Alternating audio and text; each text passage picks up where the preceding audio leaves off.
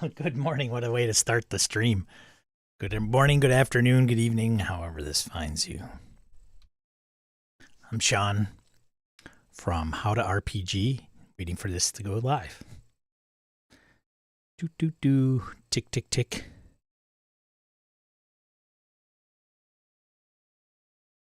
There we go. Wow, that is quite a delay. Anyways. Hi, I'm Sean from How to RPG, formerly of Gaming NBS and GM Mastermind.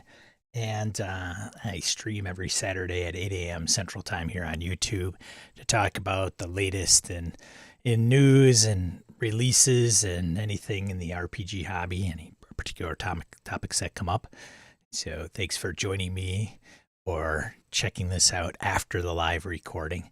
Good morning, Roger French. So as I start many of these streams, I kind of wait for folks to get settled in, grab their morning coffee as it's morning here in the US of A. So it is only proper Midwestern etiquette for me to talk about the weather when things are kind of kooky. So right now we're I think started at like 4 a.m. or it was supposed to start at 4 a.m. and we're getting a huge snowfall. And literally yesterday and this past week, it's been just green grass. I think we got probably a half inch a few days ago, and then the next day was gone. But I think with all the snow that we've had for the winter, today was probably the fastest accumulation. Hey, Harrigan. And I say that only because I took out my beagle. He's a mid-sized dog. And he doesn't mind it, you know. And then I took out my little dog. My little dog ran in the path of the beagle until that path came to an end. And then she's like, forget this, and turned around. Now, my little dog isn't very big. It's like 9 pounds. And but it's over her head. So anyways, good times in the Midwest. For those of you that might be at GaryCon, I don't know if we'll get anybody that tunes in from GaryCon this morning. Welcome to Wisconsin. And don't worry, it'll all clear up by the time you have to grab your flight. So today we'll see how things go. Michael Holland, good to see you. Today I'm going to have Kristian Serrano on the show. Kristian has done a recent project, and some of you know him from some of our interactions through Gaming NBS and maybe even just in the hobby itself. Kristian was one of the co-hosts of Manifest Zone, which is an Eberron podcast that is, as far as I know, still going with Keith Baker, Wayne Chang, and Isabella. I can't remember her name. I'm terrible. I only know Wayne and Keith because they've been on there from the start. Kristian had departed and is now part of his company, the Immaterial Plane. So we're going to have Imogen, thank you, as he sits in the chat waiting idly. Imogen, thank you. Hey, buddy. So you're probably... Okay. Imogen. And so we're going to have him on the show because last week we touched a little bit on his new product or their new product, Eberron for Savage Worlds. I know, do my research. Dude, this is unscripted, live, unfiltered, in the moment. That's the beauty of this show. There's no editing. So we'll have him on in a few minutes. Obviously, he's in the chat. So, and to talk about that product, and I think, people are probably saying, well, so what? It's a product, an RPG product. But this one is a little interesting because it's Eberron, which is a D&D WotC property, but he's putting it out for Savage Worlds, which is Pinnacle Entertainment's game. That's pretty popular. So most of you know it. And so how did he pull that off? What obstacles has he run into? And there was a kerfuffle not too long ago, about a week ago, that we'll talk about and kind of maybe iron things out in hopes of, with the goal of maybe educating some of you out in RPG landia about fan content policy. And it may even open up some doors and some eyes to what you may want to do as part of you being a fan of a particular property. So it may not be necessarily Wizards of the Coast property, but there may be other fan content policies that you could take advantage of and work alongside a company to release something for maybe another system. So this is an interesting dynamic, and so I'm interested to have Kristian on the show to answer some tough, hard questions, ladies and gentlemen. I guarantee this will not be softball interview style. It's not going to be Sean and Kristian sitting at the bar having a couple beers. I assure you. This is going to be hardball. William Thorpe, good to see you. Joe Swick, good to see you. So we'll just let things get settled in. And I don't have... Actually, I do, since we're talking a little bit about settings today. And I don't know if I've posed this question before.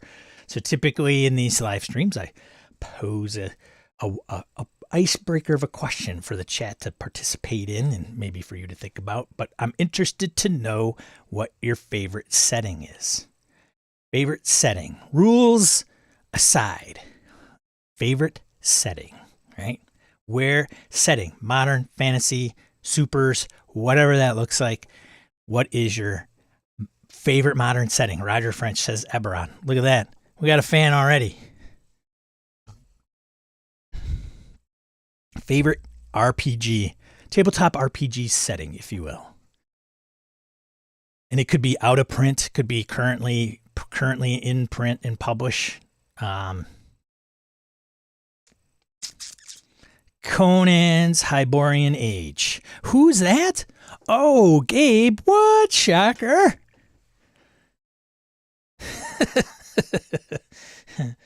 Gabe could have pulled a fast one. He could have said, like, I don't know what setting against the Dark Masters in, but we know Gabe is a big Conan 2D20 fan. Heavy Gear. Heavy Gear. No. Simbaroom is a runner-up. Heavy Gear? Heavy Gear? What? I don't know if I know of Heavy Gear. Wayne Peacock, good to see you. Favorite setting is the answer or the question of entry today. What is your favorite setting? No wrong answers. You are all free to pile on Harrigan and tell him how wrong he is if you'd like. I'm just kidding. Don't do that to Harrigan.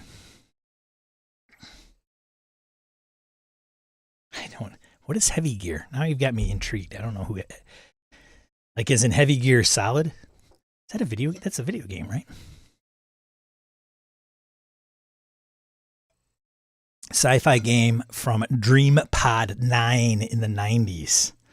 And he says, bring it. So, okay, if you guys want to pile on Harrigan, that's fine. Michael Holland, Heavy Gear is a sci-fi mecha game. Got it. Well, that answers a lot.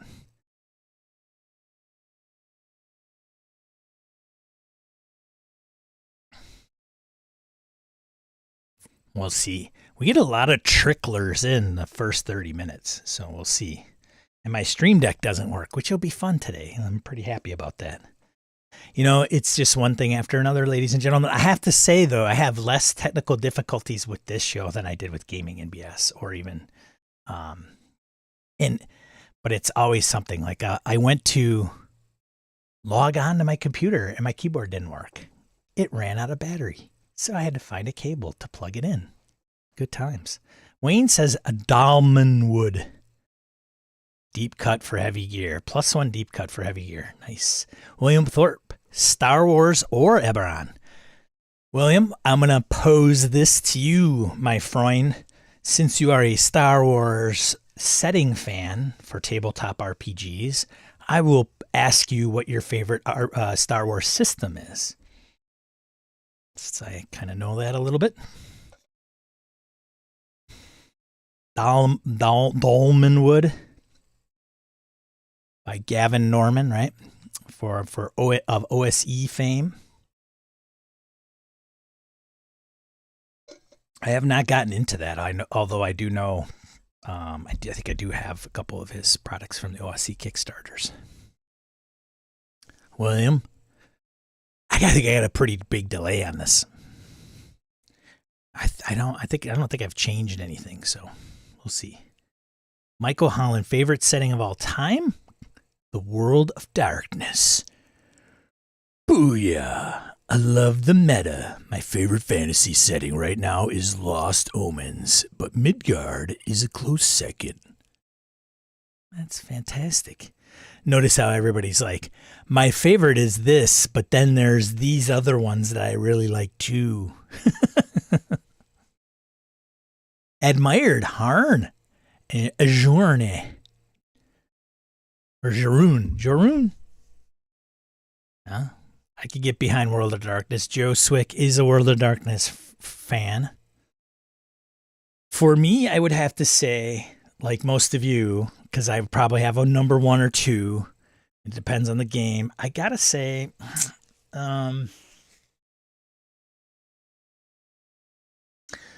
for fantasy, I'd probably go. Oh, that's tough. That's kind of a 3-way thing for me right now. 3-way thing. Heyo. I gotta say, probably right now, as it stands, even though I'm probably not a very good fan, would be Delta Green. William says, probably Fantasy Flight Games. It's also interesting to see how Fantasy Flight Games mechanics has some minor homage to West End games. Very nice. I haven't played Wagman D6 Star Wars. That came up recently in the game group when we talked about Star Wars as being an option to run a short kind of stint. Was, should I run D6? Problem is, then I'd be running 2 games and not knowing one very well at all, and then the other one kind of halfway. Even Delta Green's game rules is still not sunk into me because I haven't gotten into a lot of the details. Alternatives for Harrigan says Underground, and Delta Green. Yeah. Yep. Joe says, I figured WEG Star Wars was a requirement to be an associate of Humfleet's. Yeah. Joe's referring to Wayne Humfleet, a mutual friend of ours, or as I sometimes refer to him as Mr. Star Wars. Because Wayne actually wrote a little bit back in the WEG days. So if you followed Wayne on Google Plus or Lum Runner, as he's affectionately known online, he's Star Wars guy. I think he might have all the Fantasy Flight Games Star Wars books, which is not a small feat. Nor does he have small feet. I don't know what size shoe he is. Anyways. So about a couple minutes, we'll bring on Kristian. We'll take a break. I'll get him set up, and then we'll come over, and then you guys can top off your cafe or whatever you're drinking or in the morning. With the understanding it's morning where you are.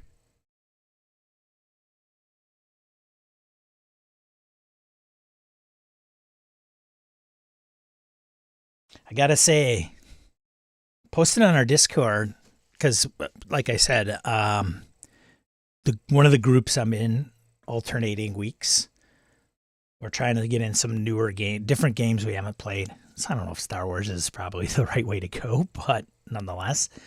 And I thought to myself, Age of Rebellion, Force 5 from Alderaan. What plot? Like, what can I come up with? And sometimes my creativity just sucks. Like, just a dry well of ideas sometimes. I don't know what it is. I don't know if I'm just not exercising the right parts of my brain or what the case is. But I got to say, ChatGPT, if you can come up with a decent prompt, not a bad source for a basis of a game, like something you'd flip over to the back of the book, maybe. Um, so the prompt that I put in was, list 5 scenarios for Age of the Rebellion role playing game that involves like a plot for the player characters to include a villain and one other thing that I won't mention because it probably will come up in the scenario. And it came up with 5 viable options. One was very close to the movies, and I'm like, oh, that one's going to get thrown out. But if you haven't messed with ChatGPT just for some of those creative ideas, check it out. And if you're like, ChatGPT, I've heard it, but I haven't touched it, you can come to the Discord, link down below, where we there's people that have some knowledge about it. We don't have a dedicated forum to it. We've got a dedicated category to Midjourney. So AI maybe it's probably under tools would probably be the best place. Wayne says, WEG Star Wars felt the most Star Wars of the versions I've played. What versions have you played? And Wayne's final thought is, and I've only played West End games. It's like I'm my dad's favorite son. I'm his only son. Joe says, I'm bummed I gave my WEG Star Wars stuff away. I wouldn't mind picking through it again, but I went to a school club in like Albuquerque. Well, Joe, I don't know if you knew this, but at one point in time, Fantasy Flight Games actually re-released Star Wars WEG, the 2 core source books, in a slipcase, nonetheless. So I doubt it's even being printed anymore, and the price of that's probably gone through the roof. But I did pick up a copy, even though I had the original first source book. Like Alan agreed, ChatGPT can be very useful with the right prompt. And I wonder if I can take what it came up with a scenario and say, okay, now create a full fleshed out scenario with, I don't know if it will stat. Should, because I think, how far did ChatGPT go up to? 2020, the year 2020? And Fantasy Flight Games has been around before that. Well, now these guys are going WEG crazy. Yeah, WEG. Why are we playing Fantasy Flight Games version, Sean? We don't like that. All right, I'm going to take just a quick 5-minute break. Come back in 5 minutes, and I'm going to bring on Kristian Serrano. We're going to rake him over the coals, see if he can answer some tough questions, some hard questions about how to create a property of Wizards of the Coast for another system. What? It's madness. Thanks for tuning in. We'll be right back.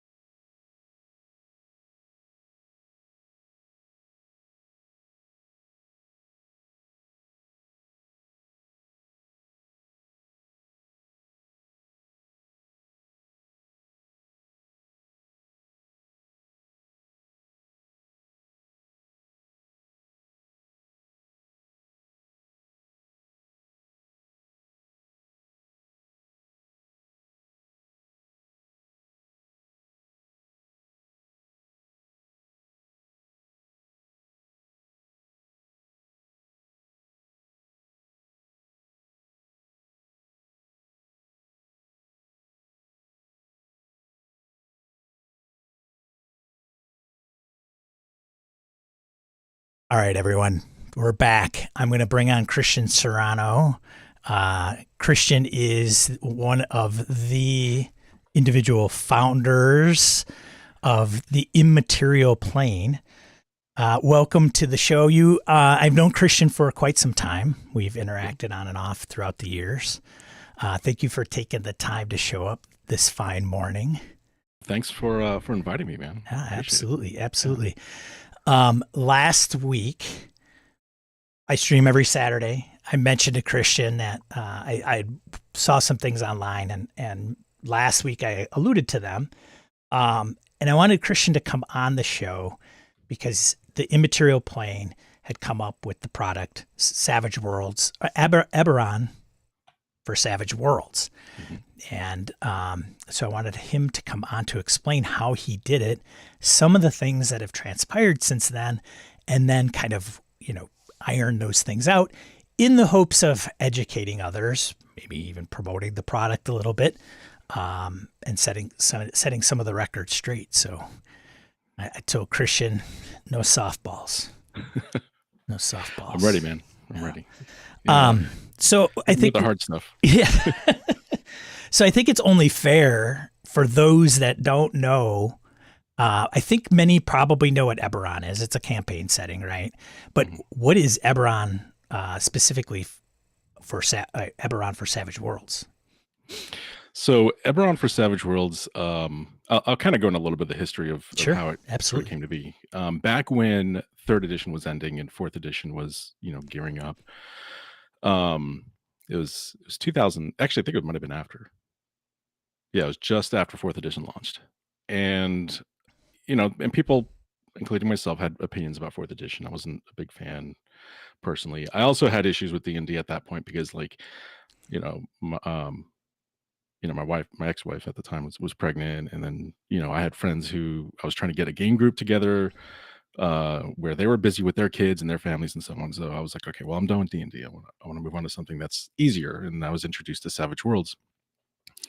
And when I read it, I was like, holy crap, this is exactly how I've always envisioned Eberron campaigns to be. This is what I was always trying to pull out of D&D, but I couldn't quite get. And then I started working on just a personal fan thing that I put out using the Savage Worlds fan license. Well, before you go into that, yeah. But what is that? What does that mean? Oh, right? So what is that missing component that you found Savage Worlds captured? Yeah, really the a couple things was the empowerment that it gave player characters, the that sort of two-fisted pulpy action, you're a big damn hero kind of thing. D&D tried to pull that off with like action points and Eberron and things like that. Bennies are like action points on steroids. Like even looking at Project Black Flag, right? They got the new, I forgot what they call them, I forgot what the points are called, but basically we can like spend them to re-roll or add, whatever. And even that is like, I'm like, just go all the way, just do a full re-roll for 1 point, like why stop there? And so Savage Worlds is very much like that. And additionally, you get to roll a wild die along with your skill die. So, that gives you more empowerment there as well. Right. And exploding dice, and you get the wild die. That's like it's basically like always having advantage. Like you get totally for the players, total player game, right? Like total player game, right? And it's also for the GMs in terms of prep. Like I always think of it as a GM system because it's so light to prep. It's easy to prep. Sure. And then a lot of the edges and a lot of the hindrances, a lot of the combat options are very much about that sort of, high cinematic action type of feel, right? Out of the gate, that's the kind of game you're playing. In 3.5, I felt like you were constantly chasing the carrot to get there, but you were never quite there. Like the fact that you couldn't move, attack, and move in 3.5 was like ridiculous to me. Like, why do I need 3 feats to do this? And so it's just those kinds of things. And yeah. So that was why I started it, and why I started Eberron for Savage Worlds as a thing. And at that time, it was just a pet project. I was just doing it on like the forums or here and there. And then finally I started putting it into a Google Doc. And over the years, up until about 2018, it was just a constantly evolving Google Doc, right? And whittling away at it, just tweaking it, making changes. And when did you start? When did you kind of kick it off? 2008, 2009, somewhere It's around like there. 10 years. 10 years I've been just tinkering, right? Like, and it was just a pet project. It was just a fun thing. I wanted to play Eberron using Savage Worlds, and that was it. So then and all it is, to be clear, as far as content, there's no lore in it. There's no like, this is Eberron, this is what, the world is like, this is the calendar, this is the origin story, whatever, this is the history. None of that. Even for the races, there's no description of the races at all. It's just changeling, stat block. And that's it. These are the traits, right? These are the special abilities. The only place where I put in descriptions are things like magic items and gear, because you need to understand what the thing does, right? So it's like, okay, there's an elemental bound to this. It does these things, blah, blah, blah, blah. So 2018, Savage Worlds Adventure Edition Kickstarter happened. And I was like, okay, well, I want to update this. I got the Suede rules from the Kickstarter. I want to update this for Suede, but I want to do this really well. And I also want to make sure that this is actually okay. So the last thing I want to do is put in all this effort, and for some reason, it gets traction, and then Wizards of the Coast is like, no, you can't do that. You have to take it down, because then that would just suck. And I wanted to share it. So I won't say how I got in touch with Wizards of the Coast, because I don't want to like put names out there and things like that and put people on the spot. But I did get a contact, and the first person they put me in contact with was their lawyer. So out the gate, I'm already talking to them, and he's like, actually, you need to talk to this person. So he forwards me that person. And then I go talk to that person, right? And they're like, oh, actually, you need to go talk to this person. Finally, eventually, I get to their licensing guy, right? One of their licensing people. And this was over a span of how long? This was starting in, I think, November 2018. Then you had the holidays, so things kind of like, there was a lot of waiting, like, hey, following up, a week later, till like February, right? Early February of 2019. So finally, he takes a look at it. I shared with him a link to the Google Doc that I had. He looked at the content. He's like, okay, so from what I'm understanding, I even told up front, this is for Savage Worlds. So they fully know that this is for another system, right? A competitor, no less. Competitor, yeah. Right. So then he looked at it and reviewed it, and he said, this looks okay. He says, you're not including any passages from our content. You're referring people to our products. So they have to go get the Eberron book, right? Or whatever it is to use it. And as far as I see, this is pretty much just conversion notes. And I say, yeah, there's some descriptions for, gear and things like that, He said, yeah, just put this, make sure you include, this meets our fan content policy, which I didn't even know existed at the time. So I was just emailing saying, hey, can I do this? Is this okay?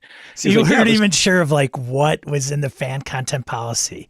I didn't even know it existed. I didn't even know it was a thing. And he's like, yeah, this fits in our fan content policy. I was like, oh, that's a thing. Cool. Well, all fairness, do you know when it came out? I don't know if because it hasn't. Yeah. Because I think you and I were talking, and I know that had been going on, and then Wizards did announce their fan content policy, and I don't remember why it was. I don't know if there was any significance around it at the time. Like, I don't know if they wanted to clear that up, or if somebody was getting in hot water and they wanted to make sure people were clear on what that was. Right. But I distinctly remember later, at one point, you were like, "Uh-oh, fan content policy. Now, right?" Like. Yeah, and so when he pointed it out to me, and I went through it just to make sure, and we can go through it point by point if you want. I'm happy to do that. But yeah, he was pretty much like, yeah, this just make sure you add something that says this, not what's on the fan content policy, but even an additional line. This is for personal use only, kind of thing. I was like, great, got it. Added those lines. I mean, he's like, great, thanks for doing that so quickly. You're good to go, and so on. So then that's when I put out an updated Google Doc at the time. And this was now what time? 2019. Still 2019. Yeah. Okay. That was like February something, 2019. I can't remember what date, but and then then I kept tinkering with it, adding more and more. And then finally they announced the Fantasy Companion, which I was waiting for, there was like so much cool stuff in the Fantasy Companion, a lot of which actually came out of Pathfinder for Savage Worlds, which was kind of cool. So a lot of D20 like things were pulled into there. And so I said, okay, well, now I want to update it using the Fantasy Companions because that's a really robust product. There's a lot of good resources in there. I want to update it for that. The other thing was that I was thinking, okay, the Wizards of the Coast fan content policy allows for monetary compensation via donations, ad revenue, things like that, right? You can't put it behind a paywall. You can't put it behind any kind of registration wall. We'll get there. You can't require right. Payment is the wording, right? Yes. We'll get there. Yes. So the problem at the time was that the Savage Worlds fan license does not allow for monetary compensation at all. No donations. Right? No. Nothing. Oh, interesting. Nothing. I guess I should have probably done some research into the Savage Worlds fan content policy. And it's fine. It's, so I think by that point, I can't remember if I was an ace already or if I was getting ready to apply to be an ace. But anyway, I ended up becoming an ace. Well, an ace is a official licensee for Savage Worlds, just so you know. And there's 2 licenses that Shane has for Pinnacle? No? There's 3 now because you have the Savage Worlds Adventurers Guild, which is a drive-through RPG platform. It's like DM's Guild, but for Savage Worlds. And much more, like, you keep the rights to the content. Pinnacle only gets 10%, and of course, drive-through gets their 30. So it's a pretty generous, license option, and it's great for people who, they won't vet it. You can just put out whatever you want. You don't need to get approvals or anything like that. So it's really, really liberal in that regard. So, so it became a licensee, and then I had several conversations with Pinnacle Entertainment Group about wanting to put this out as a product and so on. And because they certainly want to make sure they were on edge. Yeah, they were a little on edge. Yeah. But then when I ran through it again, with all the details and, hey, this blah, blah, blah, blah, they're like, okay, yeah, I think that's fine, and did you say, hey, I went to Wizards, here's some of the documentation that I have, because I don't remember if I sent them any of the documentation, but I have a pretty good relationship with them, so like they trusted me, and if anything goes bad, like the license protects them kind of from anything, because they're like, we're not accountable for whatever Kristian's crazy mind comes up with, right? Exactly. Yes. And and they know a lot of people in the industry as well, so they're not going to they're pretty cautious, and they're not going to do anything that's going to jeopardize their reputation. So you mentioned Ace. So is that a special license? It's just an official licensing. Okay. Like, yeah, it's I would say maybe it's the equivalent of like the D20 license back in the day, like where it's like you're an official, you get the logo kind of thing. Got it. And it basically just lets you put out whatever products you want. You have to get approval first, because you have to give like a demonstration of like, what does your product look like? What's your writing like? And you've seen Eberron for Savage Worlds. You've seen some of my other PDFs, so we were pretty thorough in our approach, which is also a point of that we want to get to as well, because I think there's also been comments about making, like, if it's he laughs, it's ridiculous. There's actually a comment that had been that was put out there that said, hey, if your product as a fan piece shouldn't look as good as the actual product that you would buy off a shelf, which I felt, you're not allowed to be competitive with us, which is ridiculous. Yeah, you can't make your stuff look good or too good. So hey, let's make sure it's on a Word doc. And I digress, but please. So where was it? So we've just been working on it since the Fantasy Companion came out, and I hired Carl Kiesler, fan favorite. He does amazing work. He just subscribed to the channel. He's great. God, he's so awesome. And his if you get to play in a con game with him, I still haven't yet, but I've seen the stuff he produces for like his character sheets. He did like a Men in Black, blister pack cardboard thing for the characters. It was crazy. It was awesome. But he's done eight track. Yes, 8 tracks and cassettes, everything. Yes. He's done it all. Yeah. So he did the layout. I had a custom logo designed as well, He put it on that sort of placard kind of design with the Savage Worlds logo on it, the official licensee logo. But the word mark, basically, Eberron with the dragon, I had that professionally designed as well. So money went into this, right? And the reason being is because I was getting to the point where I'm like, I'm tired of tinkering with this as a Google Doc.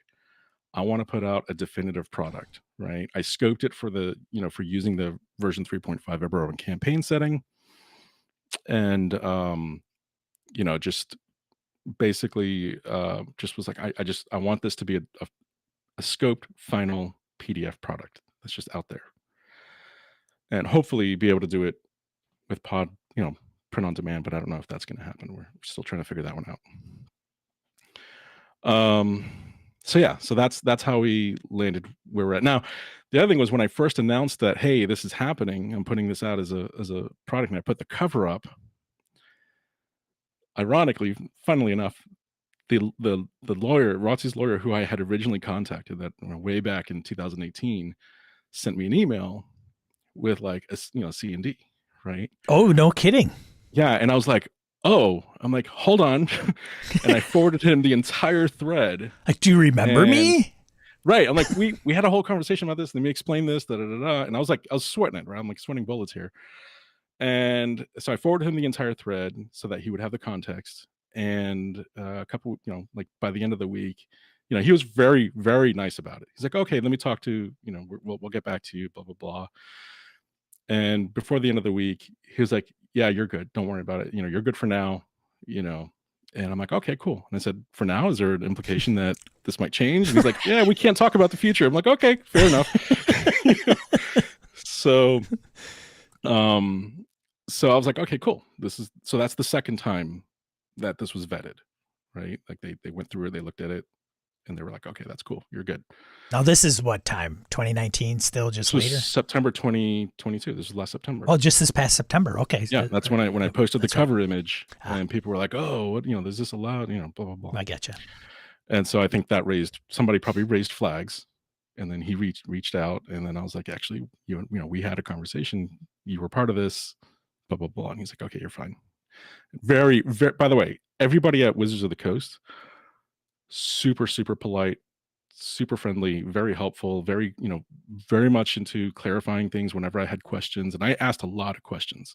So I'm like, are you sure? Is this okay? This okay? Da, da, da. So I can do this, but I can't do this, right? And they're like, yeah, exactly. I'm like, okay, cool. Now, fair disclosure, I have not reached out to Wizards of the Coast to get their feedback or take on any of this. So, And I'm not going to post the email. No, I don't expect you to, of course. Right? Like, I'm not going to do that. Right. But they were very cool about the whole thing. So, like, this is not a Wizards of the Coast issue at all, just to be clear. Well, we haven't gotten to the issue yet necessarily. We haven't gotten to the issue yet. Right. Teaser. So then, finished working on it, and then, got the layout done, did all the, as much editing as we could do before putting it out. And then, then we put it out there on drive-through. On March 15th. So we have two formats. We have the Google Doc that's public, free, accessible. You can download it. You can copy it. You can copy it into your own Google Drive. You can download it in multiple formats, editable formats. So you can because the fan content policy, which we'll get into, says clearly the content has to be freely available, and for anybody to be able to take it, use it, do whatever they want. That's what the Google Doc was for. Without any kind of obstructions, honestly. Like no obstructions. Right. Like no paywall, no. Yeah. Right. You can go to incognito mode in your browser, put the URL in, and download it, copy it, do whatever you want. So, so then what the idea that I came up with, and this is my fault. I didn't do my due diligence on Drive-Thru RPG's position on their policies and stuff like that. So I'll admit that. Let's set that stage quick. So when you tweeted on the 15th, you said, hey, this is available. It's through the Immaterial Plane Twitter account, and said, hey, it's Eberron for Savage Worlds is now available for download for free, And you said, hey, or you can get it at Drive-Thru. With this premium PDF, right? If you want the premium PDF with the bookmarks, the links, the index, the forward from Keith, all that, you can for a donation, you can get it at drive-through, and the you know how drive-through has that full preview that you can download. Yes. And it has like sample. The entire content, all of the content was available in that preview. So you could look through the PDF to see how it looks, whether you know like it, whatever, or just use that if that's what you want to use because you don't want to pay anything. Perfectly fine. Or you can just go to the Google Doc and make your own PDF if you want to do that. And it was listed on drive-through. Yes. For $9.99, $9.99 Right. US. Right. And And the reason why I did that was because if when you put things up, especially like fan content, you put things up for pay what you want. There's no way to put like a minimum. It's either somebody could put 0, or they can put 20, or they can put 2, whatever they want to put. And I was nervous about that because I'm like, well, I want to, the whole point of all this work was I want to get compensation for this because I've put a lot of time and effort and I spent money on this. If somebody wants it for free, it's available for free. You're not required to buy it, but if you want the fancy PDF, buy it. So I was going to ask why it wasn't pay what you want. Like why? Right. That was why. Yeah. That was why. And because it was available for free. Like, there was no restriction to get the content either via the full preview or via the Google Doc. Now I have to admit, when I went to drive-through and I looked at it and I said, yeah, I'm going to pick it up. And I went through it and I'm like, yep, I'll throw Kristian and Immaterial Plane some shekels. Thank you. I didn't look at the description and say like, because to me, it didn't necessarily matter. Like if I wanted to go to Google Drive and not drive through and not pay the $9.99, then so be it. I didn't actually know that there was a difference between the two versions. Mm-hmm. And so I just said, okay, I'm going to grab it. But would there be, and I think we'll probably get to the point of the matter, but would you think that somebody going there would pay that close attention to say, oh, this isn't, I could get this for free, even though it's on there for $9.99. Would there be any confusion to saying, oh, it's a drive-through, it's a product listed on drive-through for $9.99? I mean, certainly that's possible, right? Somebody can just go buy, done, right? They don't read the description. Wait a minute, hold on a second. Wait, I just bought it? What, it's free? What the hell am I doing? Right, it's possible. But the first line in the description, right at the top, was a note, all bolded, saying, hey, this product is actually available for free over here on the immaterialplane.com. Purchasing this product is specifically for making a donation to support the creator for their time, money, work, whatever, right? So the reason he says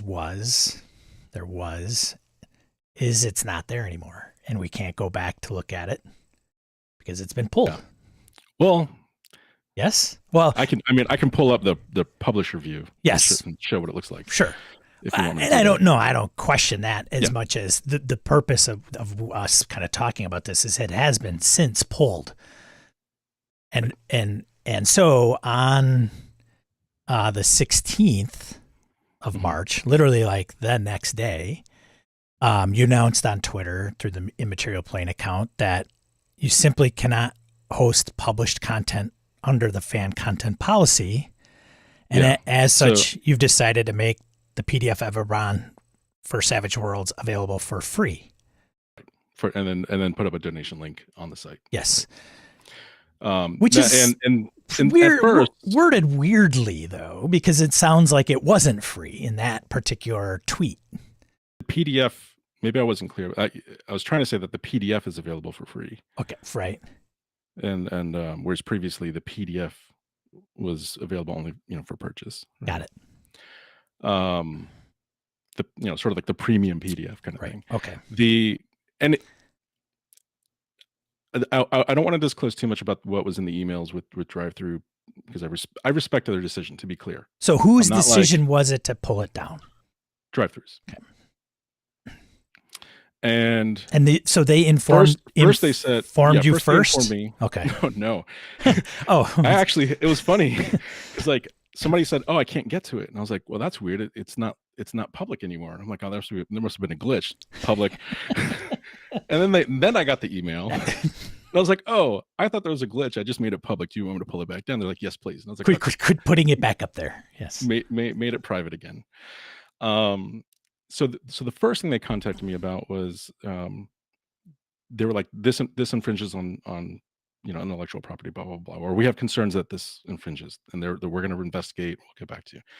And I said, oh, I have emails. I can I explained what the situation was. I have emails, forwarded all the emails to them, so they had clear understanding. They're like, well, you need to do this under you can't put fan content policy on our website, blah blah blah blah. You'll have to use like DM's Guild or something. I'm like, well, for D&D compatible products.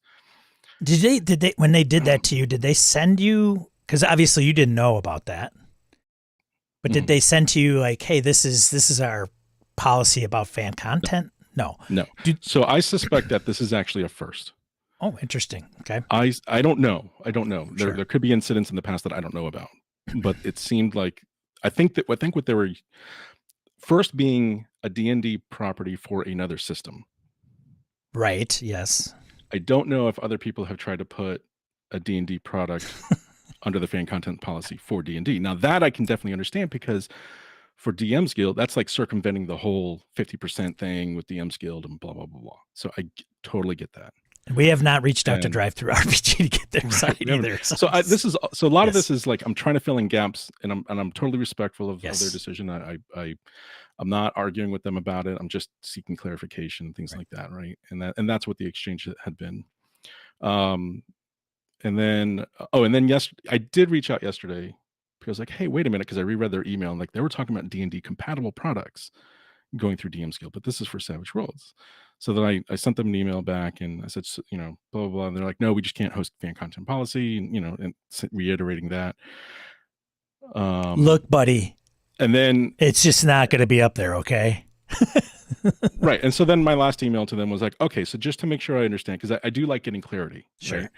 And I said, so the policy is blah, blah, blah, blah, blah, blah, blah. And, and then I did like 2 bullet points of, despite blah, blah, blah, blah, and da, da, da, da, this is not allowed. I'm not arguing. I just want to make sure I have this clear so that I can speak to it if somebody asks, that kind of thing. And I'm still waiting on that response, but I'm not pushing it to be on drive-through. I just want to understand what their policy is, because like I said, they kind of gave me like 3 different reasons, throughout the conversation. I just want to make sure I understand what is the exact policy and what is the reason that this Savage Worlds adaptation couldn't be listed. Because I even asked about, that was the thing.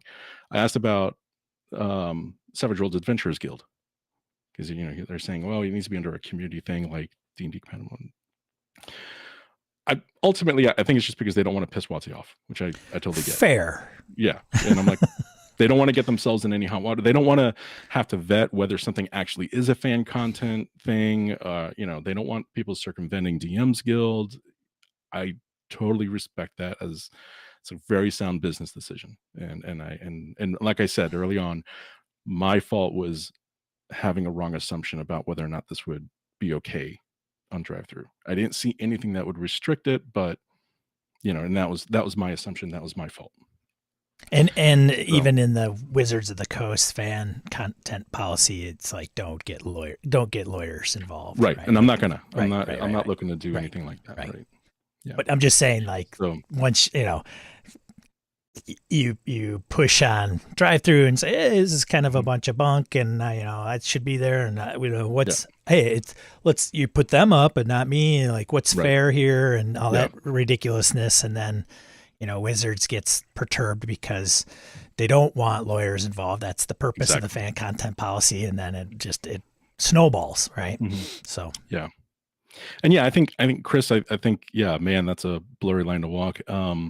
I think that's fair. I think that's a fair statement to make. And he was referring back to like the donation dollar amount, right? Yeah, it is blurry. I tried to make it as clear of a line as possible. And in on our website, we have literally side by side. Here's the free public Google Doc. Here's the PDF if you want to buy it. The PDF has these things, like the forward, the bookmarks, the table of contents, the index, all that kind of stuff. Now, why do you think drive-through took it down? Because they got tons of products up there. Your product had been up there for a single day. It wasn't like, hey, this thing's getting like 20,000 downloads in an hour. What is this thing we need to be aware of? And it made the bestseller list. 30. Right. I sold like 30. That was like, I was like, whatever. But so it wasn't like, oh, here's a hot thing that's like on fire and, raising red flags. Right. I did see a comment because I get notified as a publisher when somebody comments in the discussion of the page. And it was from Teos, our friend Teos, saying, I think you talked about it last week, saying, hey, this is not a legitimate fan content policy, blah, blah, blah, Teos Abadiah, known as Alpha Stream on Twitter, who's done lots of D&D based content and has quite a following. And I did ask him to be on the stream. And to sum it up, without quoting him verbatim, was he appreciated the offer. I don't know if I expressed to him the context of what it would be. His schedule just isn't flexible enough to do that. He's handling lots of projects to include a Kickstarter. With I think it's cool that he's entertaining it. Right? Yeah, and he does want to elaborate. He thinks it's good. It's a good subject matter to cover, and he plans on doing that through his blog. Right. But he just couldn't make the time and apologized and said maybe down the road when he does that coverage. So just full disclosure there. So going on to a comment. Yeah. So he posted a comment saying, hey, this isn't legit. You're not supposed to do this. You can't do that. Da-da-da. This shouldn't even be here. And I was like, well, actually, and I replied saying, this is what it is. This is da-da-da. The logo is my own design. We paid for, this has been vetted through WotC. Right. That was my response. And then, it was shortly after that, that it was taken down on drive-through. So it wasn't even so much like, hey, this is fan content policy. It really shouldn't be on drive-through. It was even just questioning or trying to factually state the legitimacy, or that this was not a legitimate fan content product. Which I was like, you don't have information. Like, you didn't do your research on this, and we'll get into all that. So that's I don't know if that's the reason. In a Twitter exchange, he did say that he heard about it through a creator Discord server where people had already contacted drive-through, and that then he posted the comment in reaction to that, and I was like, okay. Well, he did state on Twitter. The tweet is still up, and it says he states, quote, I heard about it on a Discord of creators who had already reached out to drive-through. Right. My comment isn't a policy, so he obviously and then if WotC were to say it's allowed, I am sure it would be excuse me, it would be relisted. But I would be shocked if they, as a company, agree. Hey, I've been shocked before. So there's a couple of issues with that where it's not WotC's decision, it's drive-throughs. And I think that's also something people should know, because that's a big deal. WotC hasn't said anything to me about this since. They have not. Nothing. No, they haven't written you an email. Nope. They haven't dropped you a text message. Nope. They have not called your mother to say that zero contact with Wizards of the Coast since all of this. So, now I will say what I was worried that would happen, not because it's not legitimate, but because they might just throw their hands up and say, you know what, we don't want to deal with this. It's a hub. What is all this? We don't need this. And we just had this thing that was kind of a fiasco. We don't need this. We don't need more of this. Right. Yes. So valid concern. That was my concern. And that's actually what I was, if there was anything I was upset about, it was the misinformation that Teos was putting out there. And I think that's trying to clarify all of it. So, and I have to say, I think that was, and that's the reason I'm having you on the show. That's why I wanted to reach out to Teos Abadiah and say, hey, because I think it's, and I mentioned this last week when I talked about some of the details of his Twitter, kind of stating, making comments on the particular subject matter, is, I'll pose this to you. Do you think he's in his right to bring that up as a, because his side, and I don't want to speak on his behalf, but much of this, like what I say about Teos and what he put out there, is not top secret. It's out on Twitter. But he was kind of like saying, I want to protect other creators, because if this becomes a bigger thing, they're going to remove the fan content policy, and it will impact what he may say is other creators in the space. I don't think that's. So you're asking me two questions, I think. One is whether I think he has the right. Sure. I mean, freedom of speech. You can say whatever you want. He has a right. Sure. Whether he's correct. Is it within his how do I put it? I don't think he should have said anything. Because he's not a lawyer for Wizards of the Coast. He's not the, steward of the fan content policy, right? He's not privy to any of the conversations that I had with Wizards of the Coast, right? And he didn't understand the nature of the product itself in terms of like what it was about, what it was including, and how it came to be. And there was never a conversation like, hey, how did you do this? How is this legit? I just want to make sure, I'm just curious.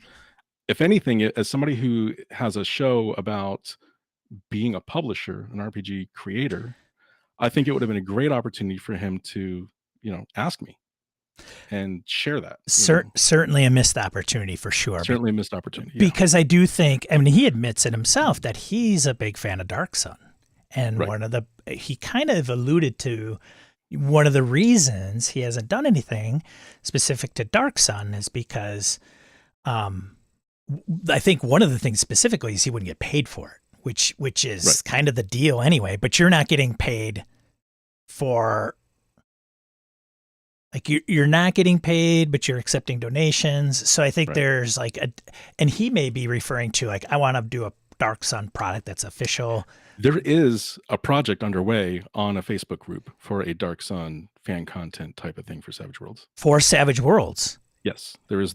I don't know where they're at with it. It's been going on for a long time. It's a group that's working on it as opposed to one person. So it's, design by committee takes a little bit longer, but there is one underway. Is it possible that Wizards reached out to Drive-Thru to have it pulled down? Anything's possible. It's possible that Wizards of the Coast was like, we're going to pull DM skill. I have no idea, man. We can't. There's no point in speculating any of that because we don't know. Like, but essentially, it's Drive-Thru's platform. They're the ones that reached out to you, or at least said, "Hey, this is kind of the deal, right?" And you're not arguing like their decision. I don't. I respect them as a business. I respect what they do. I respect the policies. I'm not gonna, I'm not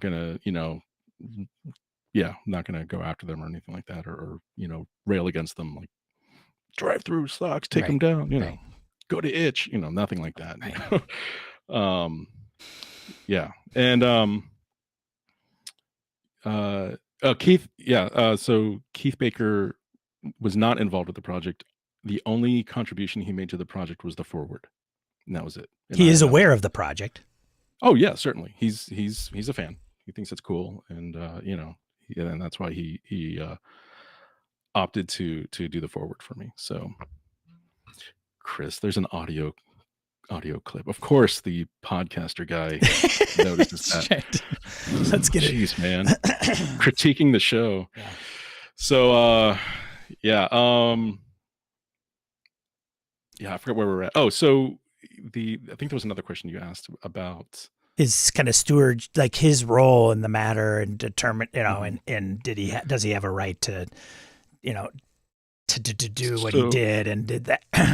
So what I took issue with, and I actually have a whole thread on my own Twitter where I talk about what I took issue with, and very respectfully, but professionally. I wasn't like, this guy's a tool, go get no. It wasn't anything like that.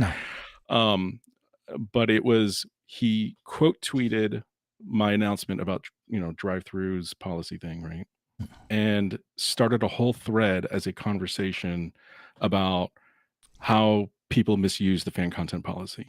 And so we have seen it happen in the industry. Yeah. We don't want to see this again, whoever we is. And so there was a whole thread that he wrote, about this, and again, contextualizing this product, stating this isn't legitimate and this does harm and so on. Now, in my mind, that does harm to other creators. It did harm to me. It potentially could have done harm to me as a creator. It could have done harm to the Immaterial Plane in terms of credibility and so on. And again, because he didn't do his due diligence, he didn't do the research, he didn't inquire to say, hey, how did this happen? How were you able to do this? And I try to respond to some of those things, and there was then he actually rewrote a whole new thread saying some people are mad at me because I spoke about the fan content policy, blah blah blah. He got a little heat. Yeah. And some of it was like he said things like, if you're doing fan content, it shouldn't look like a professional product. He's saying like, oh, you know what? Even if you had email conversations, you should have a contract instead. As if everybody has the ability to have a contract with Wizards of the Coast. There was quite a bit of guidance or some advice that he was putting out there for sure. Yeah. And it was very much, in my opinion, I'll say it quite honestly, it felt like gatekeeping. It felt like you shouldn't do this. You shouldn't do this. Only people who do these things this way, should be doing this. That's the right way to do it. Basically in not so many words, he was basically saying the only thing you can put on a fan content policy is like some Word document, which I'm like, no, that's not, there's nothing, which we can go through the fan content policy. There's nothing that says anything like that at all. I think and just not to again speak on his behalf, but also there is something to be said about, and I would only, if I were, let's say I'm on his camp and I say, hey, I'm on that Discord. Mm-hmm. The thing I would say is, well, look at it. It's got like the official Eberron look, and it doesn't say like some strange. It doesn't say manifest zone. Mm-hmm. It's not, another world for 5e based on a popular campaign setting. It's got the Eberron name on it. It looks the Savage Worlds official licensee logo. It looks good. And so I think what that means is how do I, if I'm not in the know, look at it and say, holy cow, this looks like an Eberron product, like Keith Baker and 5th edition and D&D, like these guys, like, oh, cool. And so Wizards and Pinnacle are working together on this. Right. Can you see how that might come across? Yeah, I think if you don't read anything, sure.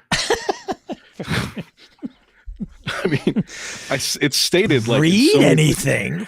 Even at the top of our page on our website, it says this is a fan content product. Blah blah blah. Right? Like there's inside the book on the credits page. Where all the disclaimers are, the copyright notes. It says where's the blah blah blah. In the introduction, it says, this is fan content for personal use only. Blah blah blah. Like it's everywhere. It's like it's not on the cover, sure, but it's not like this is a book saying sitting on a bookshelf somewhere. And how much text am I going to put on the cover to, so I think a big red stenciled spray painted, right. Yeah. That looks professional. Not official. Oh wait, that's right. It's not supposed to look professional. Your product looks too good to be fan content policy. Right. Is what it comes down to. You're not allowed to take pride in the work you do. I do have a question. I do have a question about the Discord piece, because he said, hey, a lot of creators were kind of thrown up, they were talking about it. I'm not privy to that Discord conversation. I don't know the topics, but I got to imagine that the big, I think I'd be safe to say that some of the context of that discussion probably wasn't like, hey, look at this great product. That's so awesome. Somebody took Eberron and made it for Savage Worlds. That's fantastic. Yeah, I want to know how it's done. But the reason I bring up that piece is there something to be said with creators saying like, hey, we want to make sure that what we do as creators don't, one bad apple spoils the bunch. And we don't want somebody that goes off the rails Yeah, and I wanted to touch on that because you mentioned that as far as like him having concern that this would affect the availability of the fan content policy, right? If Like somebody keeps doing it and infringes upon it, it could. now, for one, that's Yes. pure speculation. That's not fact. Two, I think quite the opposite. I think Wizards of the Coast would not pull down the fan content policy, especially after the whole OGL thing. Wow. But that's speculation too, Sure. right? But I guess my point in saying that is like we could speculate all sorts of different directions. It's not fact. It's not, and it's in my opinion, it's not likely that they would take it down. But it's certainly not fact, and it's certainly not. You know, it should not be posted out there as expert advice, right? Because he can't speak on Wizards of the Coast behalf. He doesn't know. He's speculating. You know, so that was there were a lot of things like that in that thread, and that's I guess that's just all I'm trying to point out. As a creator, say for Savage Worlds, Yeah. right? Is this your first product for Savage Worlds? No, we put out a couple of Adventurers Guild products Okay. on Savage Worlds Adventurers Guild, and that's what we used actually to get our ACE license, because the writing that was in it, and following styles, nice layout, things like that. And then we actually have a setting that we're working on as well. So this is not the only thing we're doing. We're working on a whole other setting that's under development. And Jen's my partner. She's working on another little small. I say small. It's not really that small. Product that's going to be sort of like not accessory, I guess, supplement for Savage Worlds, like a alternative rule thing. So she's working on that. But the reason I ask is one to ensure this isn't your first rodeo with Savage Worlds, but as a creator that has to comply with a Savage Worlds license, if somebody were to do a setting that's heavy, Deadlands, they'd want to do Deadlands in the 5th edition rule set. So that I can't speak to that because that's up to Pinnacle Entertainment Group. I understand. Right. But I'm saying as a creator on a Discord, they're actually planning to do that themselves. So they bought Sigil. Sigil is now, which does 5e content, and Sigil's actually working on a 5e Deadlands. Just so you throw that out there. But yeah, continue. I'm sorry, your question. But I'm just saying, as a creator that isn't part of, you're not employed by Pinnacle Entertainment, right? And you in the circles that you run in with, other creators within the Savage World space, would you see concern for somebody that comes from the 5th edition space that's a big fan of a Savage Worlds based IP setting, doing it for the 5th edition? There have been settings that have done that, actually, like publishers who have done that. They've released it for 5e Savage Worlds, or they take something for Savage Worlds and then they do it later for 5e.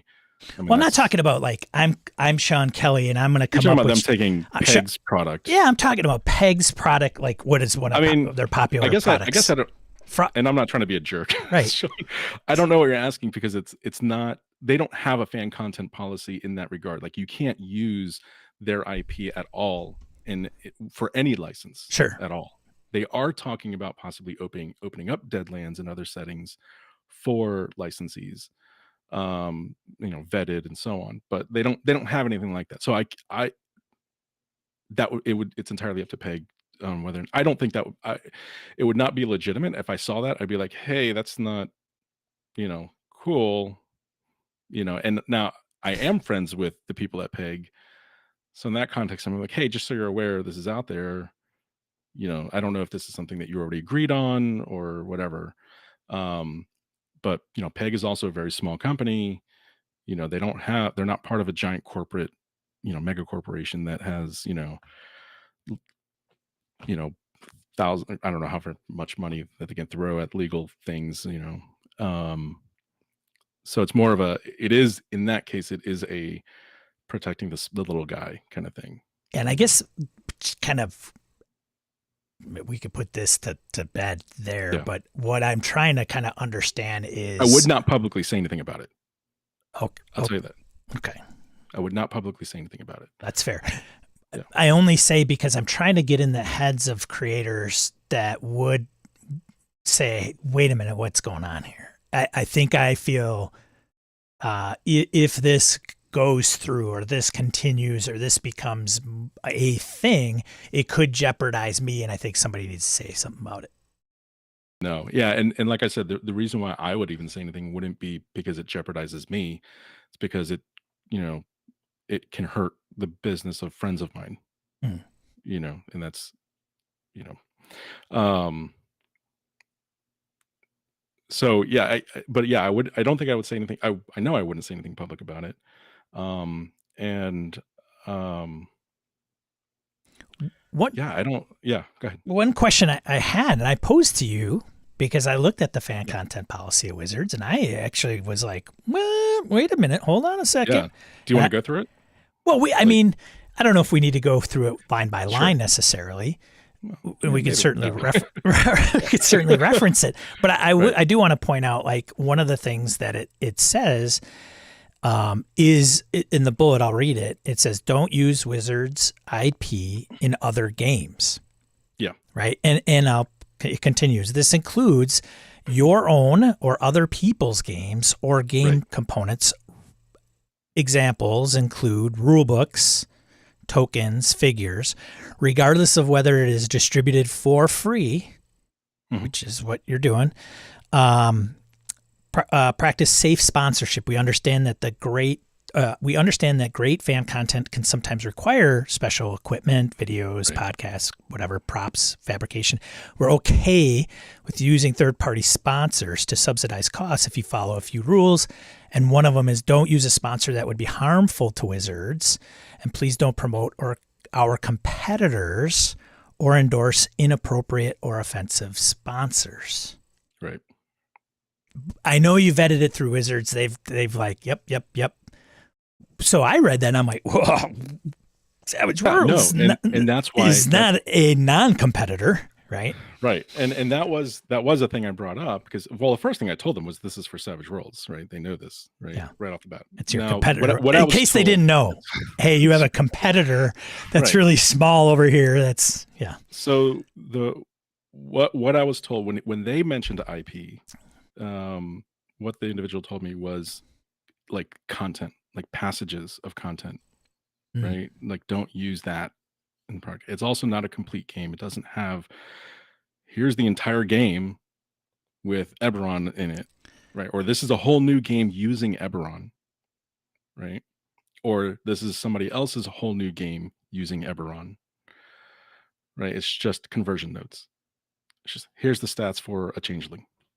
Here's the stats for this magic item. Here's the stats for this bestiary entry.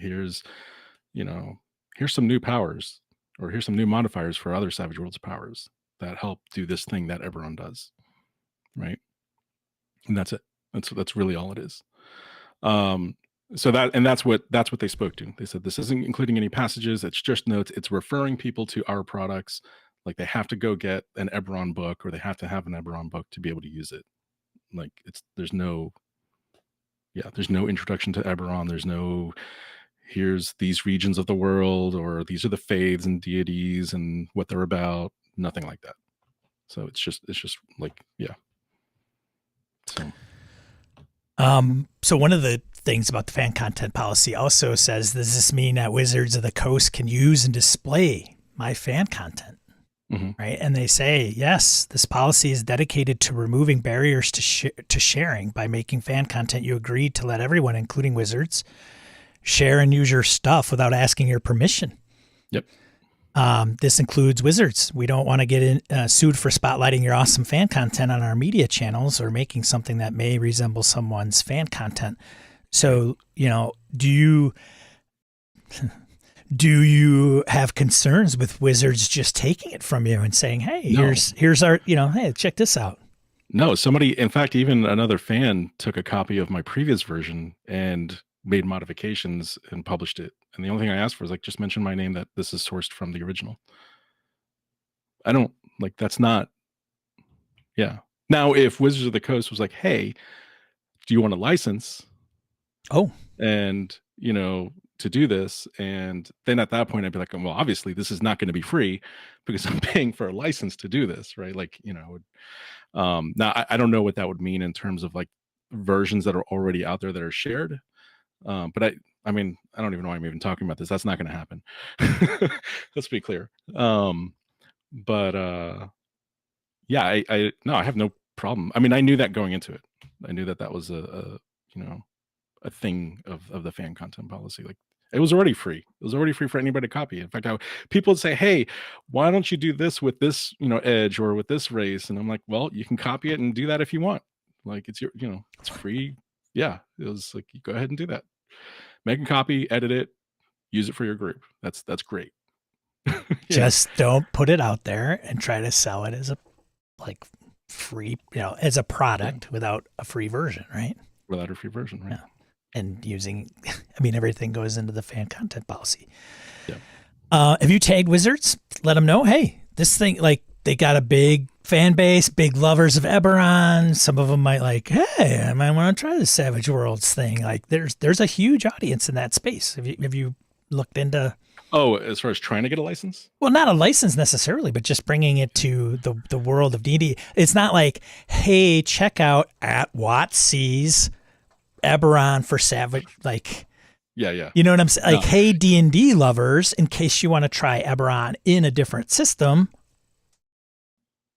Yeah, I see what you're saying. Like on the socials. Because it's very Savage Worlds based, where I think obviously that's the appeal. I'm a Savage Worlds fan and I love Eberron, but I don't want to play 5th edition. I tag Eberron and I tag TTRPG on occasion, and I tag Savage Worlds, obviously.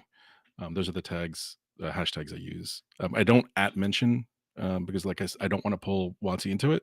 Like, sure. They don't, you know what I mean? I don't want to get them involved in anything, especially if people start, making claims about legitimacy or whatever. They're aware. I mean, they're aware that it's out there. So yeah.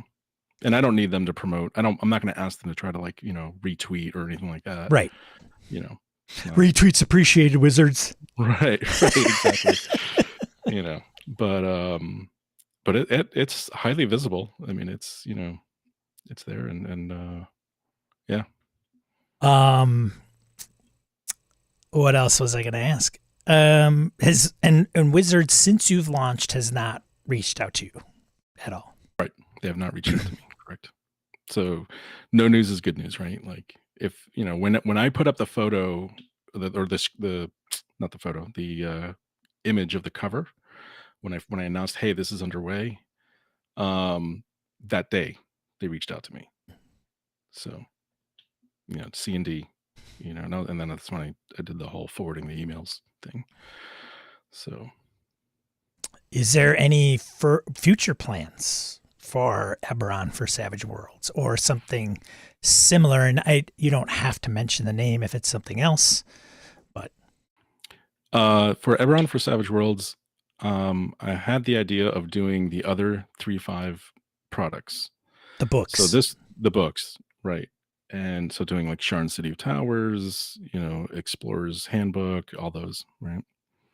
I'm waiting to see how this does, because this took a lot of time, took a lot of my time, took a lot of energy, some money, not crazy amount, but some money.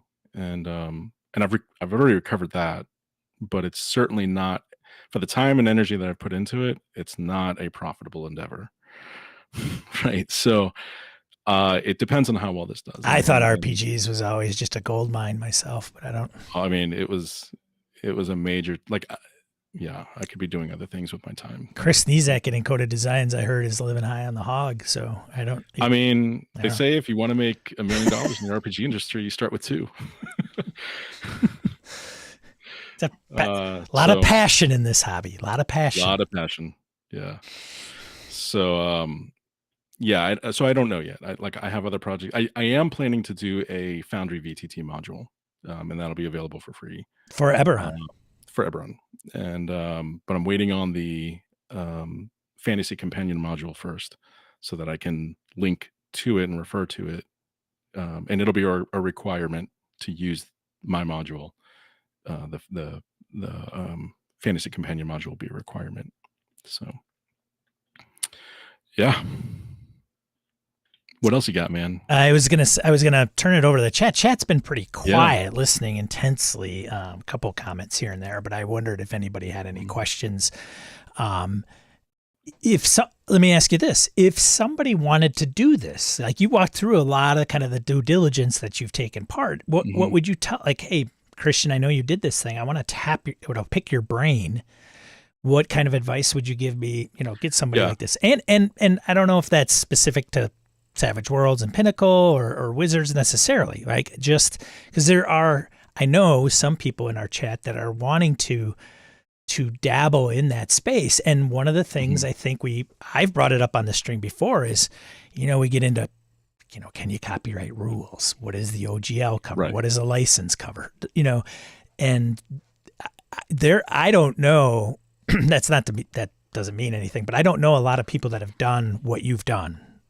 Yeah. I don't know if it's a first, but I've not heard, unofficially, yes, like this is a fan product kind of thing, but not like an IP, like, yeah, not in the formal sense that this was done.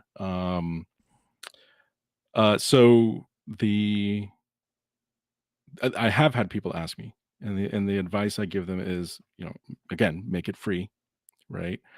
Don't include any lore. That's the biggest one. People mistake that. Like I've seen conversions for other settings where they put in all the lore and and about the races and things like that. Like, don't do that.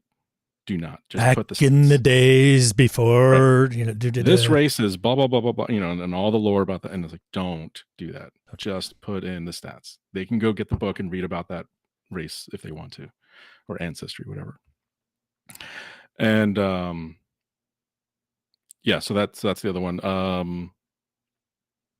What was the other one? Damn, I can't remember now. But those are the big ones. Oh, and then just general advice as far as converting. And this kind of touches on biggest challenge in making the conversion. Don't convert verbatim.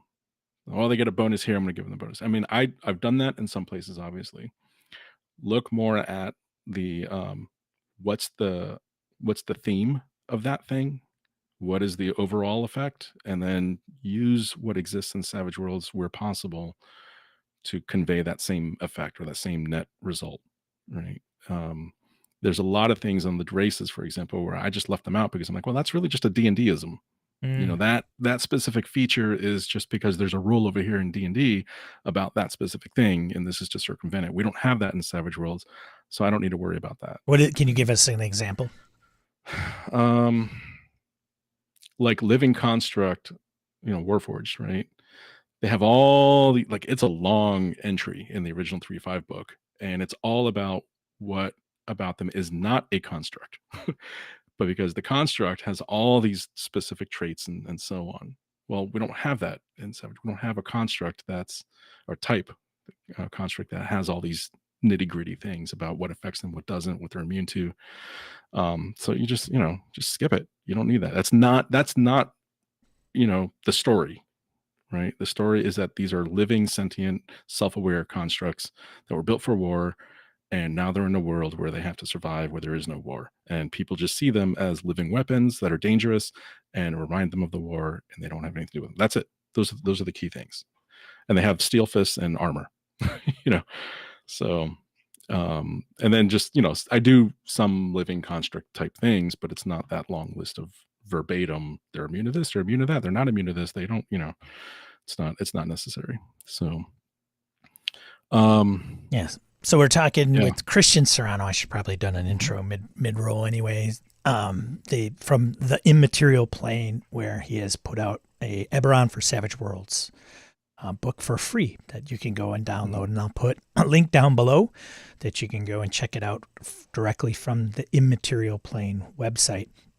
Craig Shipman is from Third Floor Wars fame is in the chat posing some questions. The next one he mentioned was there anything that couldn't make it over from the 5e system, and anything you added we won't see in the 5e? So To be clear, this is actually converted from version 3.5 from D&D v3 3.5. So this is not a 5e conversion.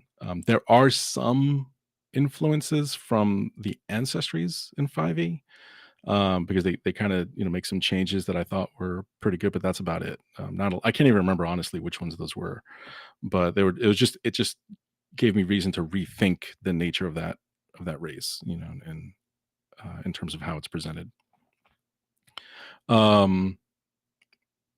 And so and I did get permission from Pinnacle to use some content from Pathfinder for Savage Worlds, specifically the enchantments for weapons and armor. So things like, I don't know, God, I can't think of one now. Like all the weapon properties that you would see in 3.5, for magic items and stuff. So and I asked for that because there are some items in Kyber shard items that behave similarly, and I wanted to be able to, and those things exist, right? There's an adamantine weapon is a thing. Actually, that's in the Fantasy Companion. I'm sorry. It was more like things like maybe like a returning weapon, stuff like that. Like that's kind of staple D&D stuff. So they allowed me to use that with permission, and that there's a statement in there about that. As far as what doesn't go translate back over, I don't know that there is anything. Yeah, I mean, since it's rooted in D&D, I think bennies maybe, like, but that's really more like converting Savage Worlds to D&D. I mean, you can use bennies in D&D, but only for some things, not everything. Like you can't really use it to soak wounds, but you can use it for like rerolls, stuff like that. Salcor Metrics, welcome to the stream. Kristian, what was your favorite conversion / mechanic that you came up with? My favorite, I think it's a tie. The Artificer Arcane background, which I could have used Arcane background Weird Science or the new Tinkerer Arcane background that came in the Fantasy Companion. That would have been easy. But the version 3.5 Artificer was not about doing damage. It was not about like, being a heavy hitter or anything like that, or just slinging powers and spells with a device. It was very much about infusing and enhancing existing items by infusing magic into them. And the duration of those spells, those infusions, lasted longer, like minutes instead of rounds. So designing it closer to that. So I could walk up to a Warforged, for example, for a full turn round, basically make contact and then like infuse it with like, something that enhances its armor, or smite for its steel fists or something like that. But I'm not directly, it's very much a support role as it was in 3.5. So that's one thing. The other thing is living spells. I think I did a good job with those in terms of making a template for that. So we'll see. I thought that was kind of neat. But yeah. Michael Holland. I'm sure there's others. Yeah. Michael Holland says, did you add anything to the setting? Was there anything you felt Eberron always needed, so you included it? Bennies. No. The only thing that I thought it needed was basically the mechanics that are in Savage Worlds, and that's it. Everything else, I actually love the version 3.5 Eberron campaign setting because of the aesthetic and the tone and the way it presents it. It's not the best in terms of what themes to focus on. But for example, there is a really good chapter. I think it's chapter 9 that talks about, what is an Eberron campaign. And it has things like things don't always end well, right? Recurring villains. And I feel like that should have been an earlier chapter in the book. Like that's something that should be up front, so what the setting plays like. So there is something to be said about the tone, right? I use the CATS version, and one of the in the acronym is tone, and understanding when you buy a product what it's supposed to be like and facilitate. Let's see. Chris Sneezak mentions for Makota Designs, he's like, it's a really interesting thing that you put together, Kristian, and I've been watching it get made for years. Glad to see it was finally released in the nice format. Thank you. I appreciate that. Yeah. Thanks. He appreciates the time coming on to talk about it. Anything we didn't cover or come up with that you wanted to mention that is on your list over there that says, hey, I want to make sure I bring this up. Yeah, like and again, only sort of to defend but not be defensive. Um, the work that we did, like the logo we created was because that was something that was questioned, It was. right? Shouldn't they're you're using Wizards logo? No, I'm not. And then it kind of moved the goalpost a little bit. Well, you're using something that looks like a Wizards logo. It's like, no, I'm not. It's something that is evocative of the original Eberron campaign setting, but it's not. It's not like I took that logo and just tweaked it a little bit. Like it's a completely different font. I'm using the progenitor swirl logo from KB Presents with permission. It's a completely different thing. And KB Presents being Keith Baker. Keith Baker Presents, Presents, right? yes. Right. Yeah, and it was the intent was I wanted that aesthetic feel for this product, and that's why it, yeah, but it's not their logo. So yeah, if you go look at the original Eberron campaign setting cover and you compare the logos, there is some thematic similarity, but it's not. They look vastly different. So thank you, Chris. That logo is slick and not derivative. Thank you so much. Having said that, where you probably want to promote. I think I have a link down below to the page where they can get, which is on the Immaterial Plane site. Where else do they want to tune in to some of the things that you're doing? Yeah, so if you're getting ready to start a new campaign and you're using Foundry VTT, we actually have backstory cards for Foundry VTT. We got a license from Galileo Games. It's something that was created by Ryan Macklin and Tim Rodriguez. It's a great tool for, I mean, Sean, you've used it, right? Like it's a great tool for I have them. I haven't used it. I dude, have not used them. for Right? shame. I know. You should use I know. them. They have them available, print on demand and Yes. PDF and so on drive through. What I wanted to do was create a version that you could use online. And this was like early on, like when COVID hit and everything. But it's a great tool for creating setting elements that you then use the cards to connect the player characters to each other and to the setting elements. And they weave like really good backstory elements to very tight connections and history and things like that. In fact, sometimes what I'll do is I'll use those stories to then help guide what hindrances, for example, a character might take in Savage Worlds, or what their backgrounds might be in D&D and things like that. So it's pretty cool. We are working on a new setting. We haven't named it yet.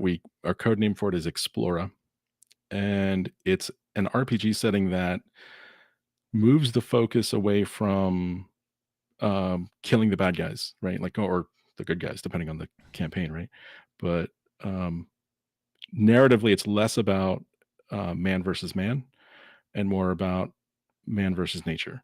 And it's like a survival in this world that they're exploring, that they're new to, and they're trying to explore it and learn more about it and its history and so on, and interacting with the flora and fauna of that world, and the world itself, drawing inspiration from Eberron, is magically infused. There are creatures that have magical abilities. There are plants that have magical abilities and properties. You can forage these things to then craft your own things. That's where our supplement Herbal Alchemy actually came out of. It was a sort of we threw it out there as a play test. Let's just see how people like this, and they love it, which is cool. And then things like magic crystals and all that kind of stuff, where you can make devices that will help you in your exploration, that are magically enhanced or whatever. So that's and the idea was like, well, I wanted exploration, but I don't want to do the whole like, let's go invade this, this other land where there's these natives and we're gonna kill them and steal their stuff, right? Like we want to get away from that. So that was the goal. Yeah, we're still working on it. We got a rough outline for a plot point campaign for it. and we'll see how it goes. So yeah, and Jen's working on. I guess I can announce it. Right now, the title is Campaign Cartomancy, and the idea is that Savage Worlds uses playing cards for different mechanical effects and initiative and other chases and all that kind of stuff. So she's creating something that you can use the face and value or the suit and value of the card to narratively, it's kind of like tarot, right? You can narratively explain like something that happens or in the story or whatever. And it's just I haven't seen it entirely, but it sounds really cool. And she's trying to get that done so we can get that out. It'll be a fun little supplement. So trying to think of what else. Yeah. And then, we'll see what happens with more Eberron stuff if it happens, and so keep an ear out. Excellent. Well, hey, yeah, go ahead, Kristian. So that's what we got on our docket right now. There might be other things in the future. I've had ideas for like a full dragon themed setting and stuff like that. Heavily inspired by the 3.5 Draconomicon, Races of the Dragon. But like I'm not going to convert that. That's that's when I got the idea, and I've been sitting on it for years and years and years, and so that's something I want to go to is just a dragon focused campaign setting for Savage Worlds. So I think that would be kind of fun. Well, fantastic. I thank you for being on here as long as you were. I thought we might cover it, and I mentioned to Kristian before he came on, like, well, it'll probably be 30 minutes, and we'll cut you loose, and then so thanks so much for taking the time.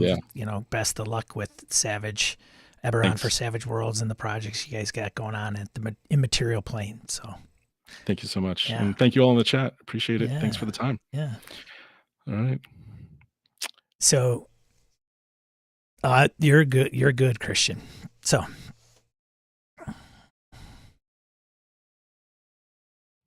I will not be a stranger.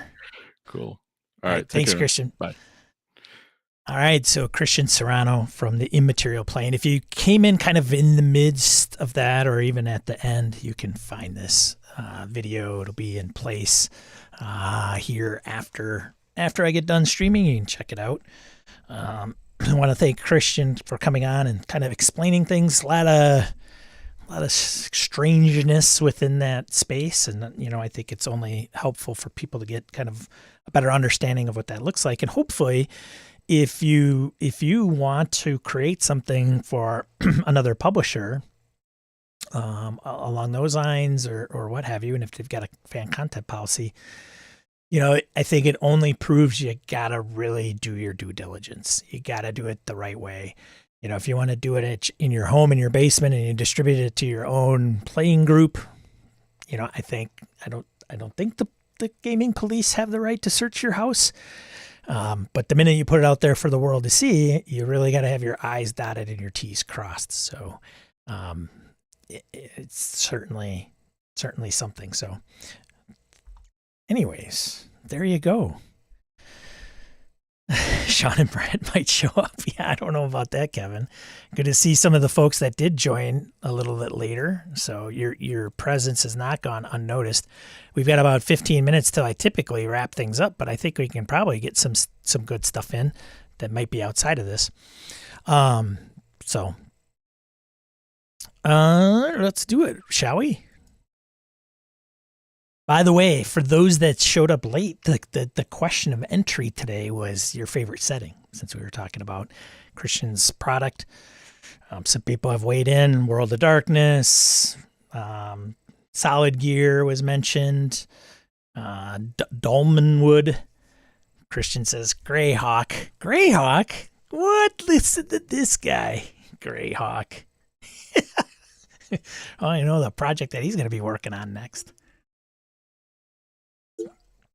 All right, let's see if we can get maybe some news stuff going on and everything. Let's see what we got here this week. It's going to be fun because it could be for anything, favorite setting. Doesn't have to be fantasy. It could be anything, just a setting. Doesn't have to be rule set. So you can hate the rules, but love the setting. So that's also an option. So Larry says, Chris says, used to be Eberron, And no, it's not. It's the streets of Avalon. What? Look at that. Some Brett Love.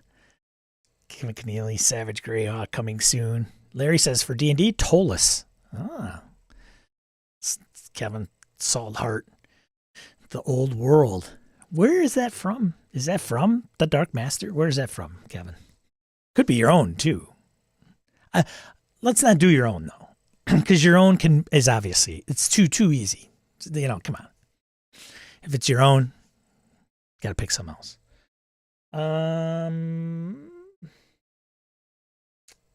Yeah, I can't get my Stream Deck to work. This is going to be annoying because I got to go across here and do this. So, that's not going to work either. Probably get rid of that. Hold on. Stupid silliness. Obviously, I have the wrong browser window in the properties, so bear with me, everybody. All right, I think we're good now. All right, Dark Sun. Yeah, you could do Dark Sun. The thing is with Dark Sun is it may. I mean, I think did Kyle West?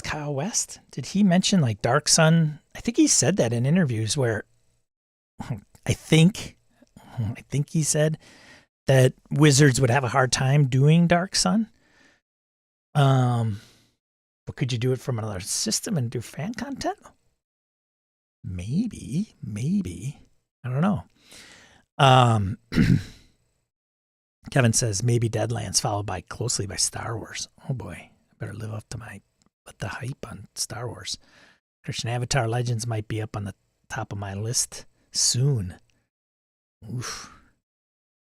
Orcus Dorcas says currently I'm neck deep in Warhammer 40k, so it would be a tie with that and Symbaroum. Nice, which may even come up today. All right, so one of the things I want to share was ICV2 6 Dungeons and Dragons original art pieces hit auction block. We all appreciate some of the art in the fantasy world of RPGs. So at Heritage Signature Comics and Comic Art Auction. This was posted on the 22nd of this month, 3 days ago, so it might be all done and wrapped up by the time you watch this.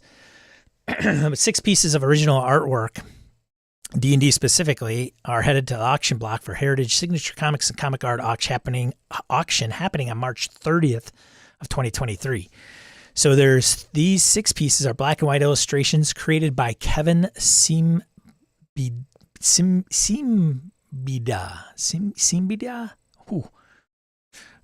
As a freelance artist, Kevin rendered over 400 D&D illustrations for Judges Guild from 79 to 80 as his first venture into the RPGs.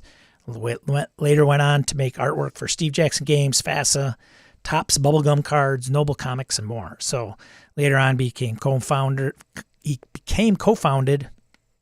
and became the president of Palladium Books, where he designed Robotech RPG in 86 and the innovative Rifts RPG in 1990. So if you like his work, check it out. And here's the thing. I think I saw, here it is, with 11 days to go. So in the auction's pre-bidding, some of the current bids on the artwork seem unreasonably low, between $1 and $155 plus buyer's premium. Yeah, so now that this is probably put out there might be some higher bids, but if you're a fan, go and check it out. D&D original art rarely hits auction, as many of the pieces have been either lost over time or in private collectors' hands. And the auction ends when the hammer drops on April 2nd, 2023. So I'll put this link in the chat so you guys can go and bid on some cool artwork if you are so inclined, and if you are, jack it up a little bit and hope, jack it up to a few $1,000s. And I'm just kidding. Don't do that unless you're going to pay for it. Don't be silly. Don't be silly. Is Robotech still in print? Good question. Anybody answer? Christian Harrigan.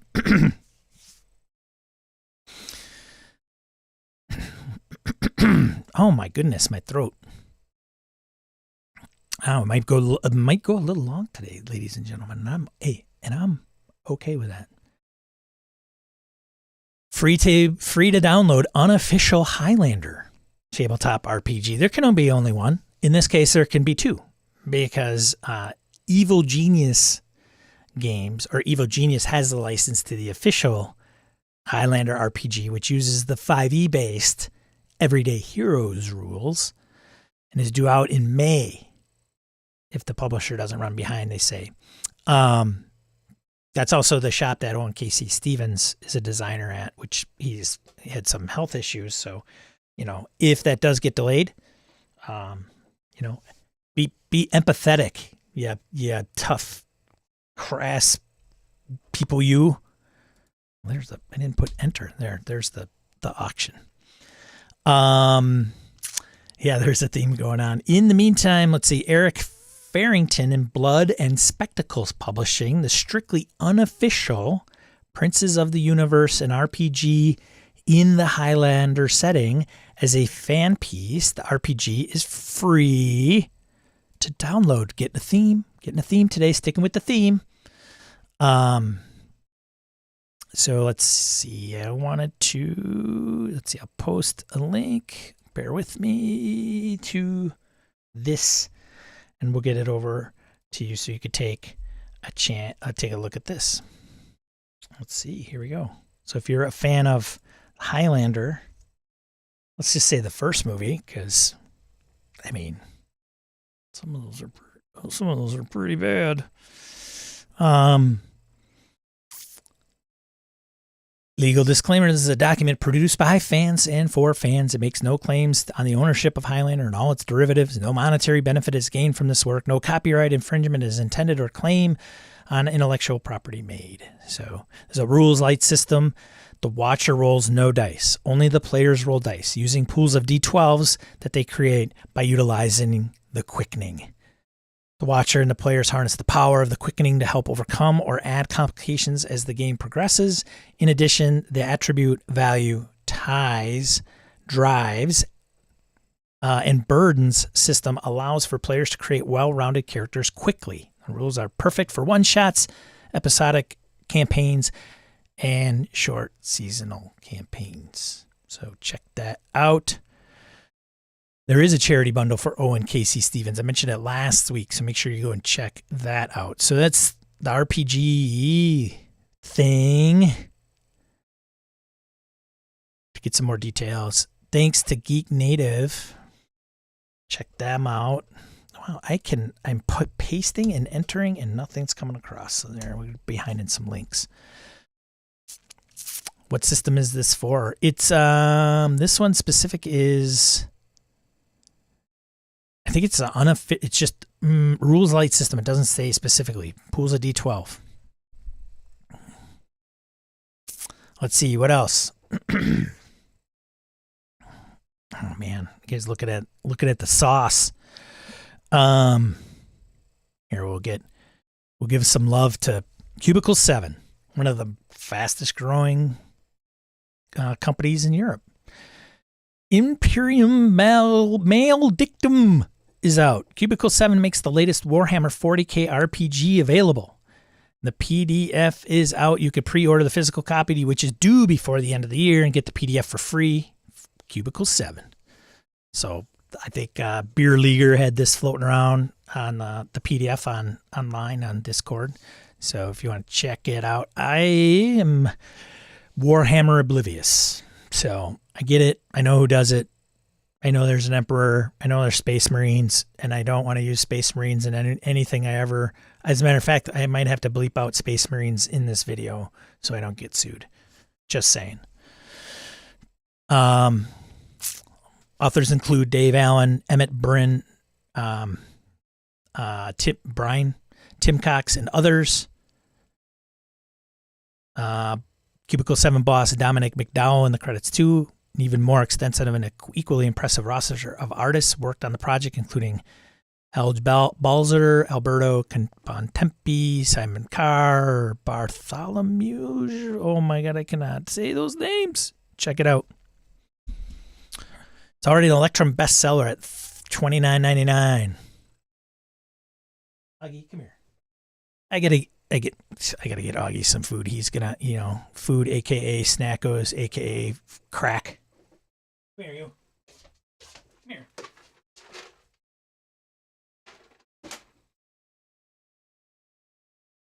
here. What would a show be without Augie? Smooth? Uninterrupted? All right, let's see. Doom and Gloom Primer. Our own Gib Dibbing put this out there on the Discord and by Modifius for free. It's like 500 pages. Download 500 plus pages of free content. And then the Kickstarter is launching on April 4th, and you guys can't see what I'm looking at, so I will share my screen. So there you go.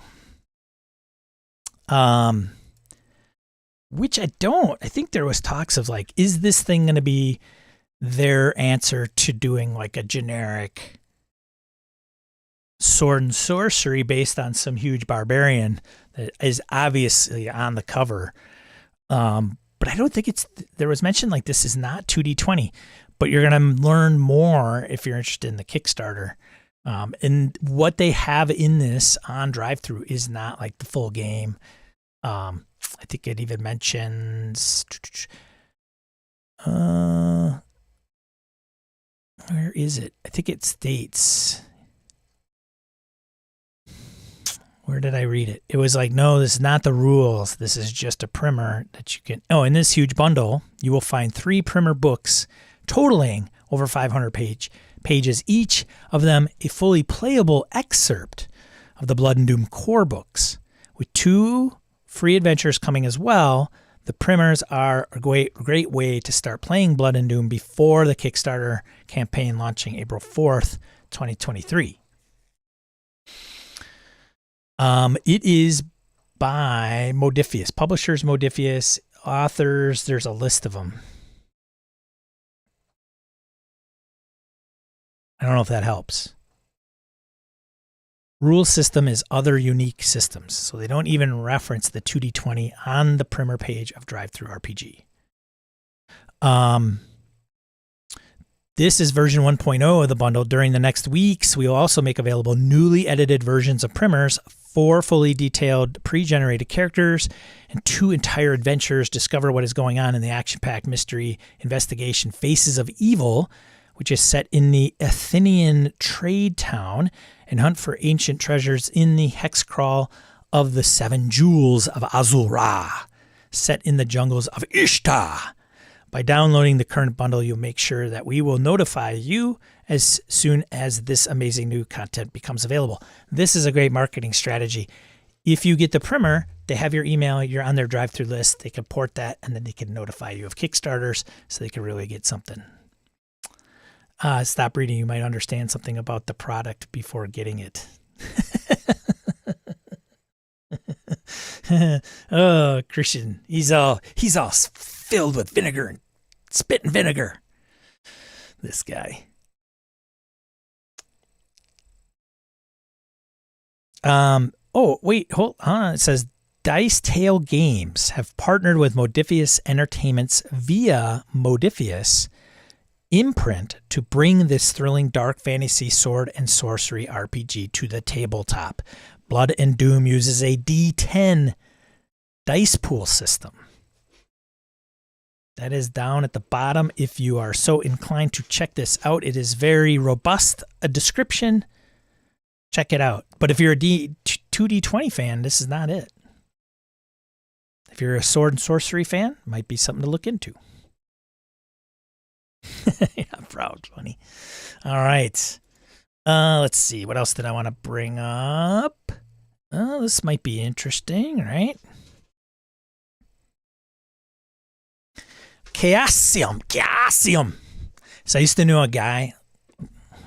Go figure. I used to know a guy when I used to do LAN parties.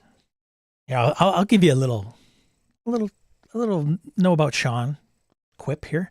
When I did LAN parties, my moniker, my handle, if you will, was known as Cool Dirk.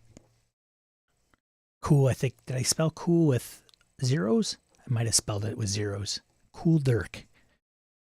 But I used to game with a guy who was Dr. Chaos. So whenever I'd run into him at a LAN party, I'd say, Dr. Chaos! And so, Chaosium! There you go. There you go. So, Chaosium. The age of the ORC begins. Chaosium to release a new edition of basic role-playing in April using the Open RPG Creative License. This article brought to you on March 21st, 2023. Ann Arbor, Michigan. Chaosium, creators of the award-winning Call of Cthulhu tabletop role-playing game, announced today the April release of Basic Role-Playing, the Universal Game Engine in PDF, with hardcover to follow in 2023. Get yours now. Anyways, if you never checked out Basic Role-Playing Game, if it's like, God, that rings a bell, looks vaguely familiar, that's right, because it's that yellow cover with the human guy on the front. They're going to release it under the Open RPG Creative License. Game creators are free to use the BRP rules engine to develop their own games royalty-free, and without further permission from Chaosium.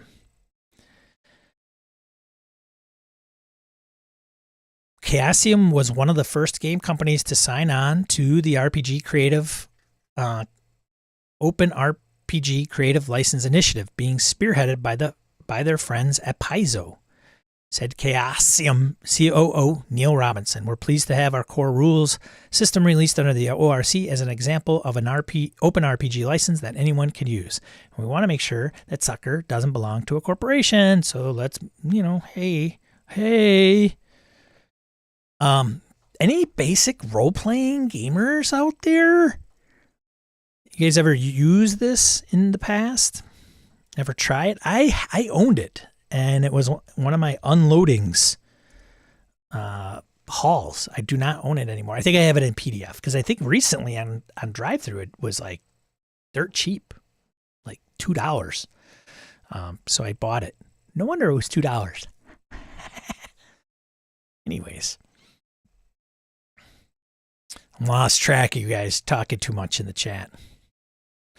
Larry says, I've never played BRP, but I grabbed the Rivers of London RPG, so I'm hoping to give it a try sometime this year. UT. You guys were talking about Unreal Tournament in the chat? Hey-o, LAN parties. The chat never tosses shade on Sean. How dare you?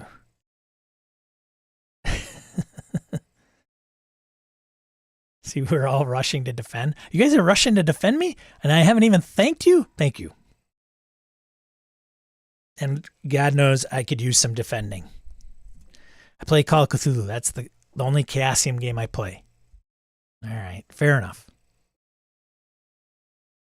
I've only played Chaosium, my own RuneQuest, but haven't played it. Is that BRP 2? Arrogant says yes. Tis. See you later, Kelly. Good to see you. For some of you that I did not acknowledge, I apologize. It is good to see you. I promise it is, okay? It is good to see you. All right, let's see what else. Free RPG Day got pushed back. Why did it get pushed back a week when it's typically a certain week or time of the year? Magic. And FLGSs know where they get their bread and butter. Because us cheap RPG purchasers go in and raid everything for free and never buy anything, which is not completely true. Free RPG Day is June 24th. Mark it on your calendars. Free RPG works with top RPG publishers to create the can't-miss RPG event of the year at hobby game stores around the world. And I don't believe this is not free to FLGSs. They got to buy this stuff. So I've gone over this before. Great campaign. It's awesome. be courteous, kind. Don't go in there. Like I still do job fairs. I'm a recruit. Well, I haven't been to a job fair in a while, but I used to go to career fairs, campus career fairs, things of that nature. And, you put out your little swag on the table, and there's always one person that's got a bag from one table, and they just go around and scrounge they just grab everything they can. It's all free. Don't do that. Get something you're going to play and run. Leave the things that you're never going to play and run to the people that want to play and run it. Public service announcement brought to you by Sean at How to RPG. Be a positive force in the role-playing game hobby. Regardless, I don't know what's in the bundle. I haven't been to Free RPG Day. God, it might be since the pandemic started in March of 2020, honestly. But there's a lot of people partaking in it. You can get some decent products out of it. Usually quick shots, one-shots. DCC had their GM screen, which was kind of handy. Edge Studio, that'll probably be a legend. What is that? Sneak peek? Yeah, Legend of the Five Rings. So you can go to this website and actually find out what's going to be there. And, if it tickles your fancy, because whatever your fancy is, then great. But I've also had FLGSs have these weird, here's the deal. You don't get any of this unless you buy X amount of product. And, you can only pick one of these off of this top shelf and nothing from the bottom. And, hey, we put it in a bag, and you buy something, we pick a random bag, and that's what you get. It's so I've seen it executed sometimes very well and sometimes very poorly. Is my point here. Let's see what. Oh, this will be interesting. Maybe this ICV2, another industry piece, put out, which will be a shocker to you, the top hobby channel role-playing games for the fall of 2022. What do you think is number one? Just spitball. D&D, Wizards of the Coast. Number two, Pathfinder by Paizo, although it doesn't specify what edition. It also doesn't specify D&D edition either. And then after that, 5e OGL, which is like Kobold, Darrington, probably MCDM. I don't know. They just lump all those into one. So, this is very indicative of hey, where's the money? Right? Number 4, Vampire the Masquerade. Hey, World of Darkness. Woo! World of Darkness fans in the chat. By Renegade Game Studios. Number 5, Transformers RPG by Renegade Game Studios. What? Would you guys have thought of that? If I would have said, what are the top 5 RPGs in the hobby? Would you have said 2 of those? Some of us have Chaosium, Call of Cthulhu, huge in Japan. They're probably buying it all. I also don't know how ICV2 gets this stuff. I think the charts are based on interviews. Here it says, I should just read it. Reading is good. The charts are based on interviews with retailers, distributors, and manufacturers. So it's always been that. As a matter of fact, that's how they determined Pathfinder outsold 4th edition and became the number 1 RPG back in the day. So some scientific methodology here. None of these folks are obligated to report their sales or revenue. They're not publicly traded, which is unfortunate. That's why I thought, hey, Wizards being part of Hasbro, a division of, they'll have to report on that now. Yay! But nobody else has to. Not even Games Workshop, the founders of Warhammer. Because all their RPG stuff isn't done by them, right? So yeah, for more on hobby game sales in the fall season and info on how to get your copy of ICV2's internal correspondence, which I probably should subscribe to, with the full market reports, charts, pick hits, and reviews, see Hobby Games channel up 10% in 2022. Let's see what that is. Granted, we're recording this in March of 2023, but come on. This was posted on March 23rd, 2023. So let me put some links in there. I don't want to lose anybody. All right, follow along, people. Tap, tap, tap, tap. Orcus Dorcas.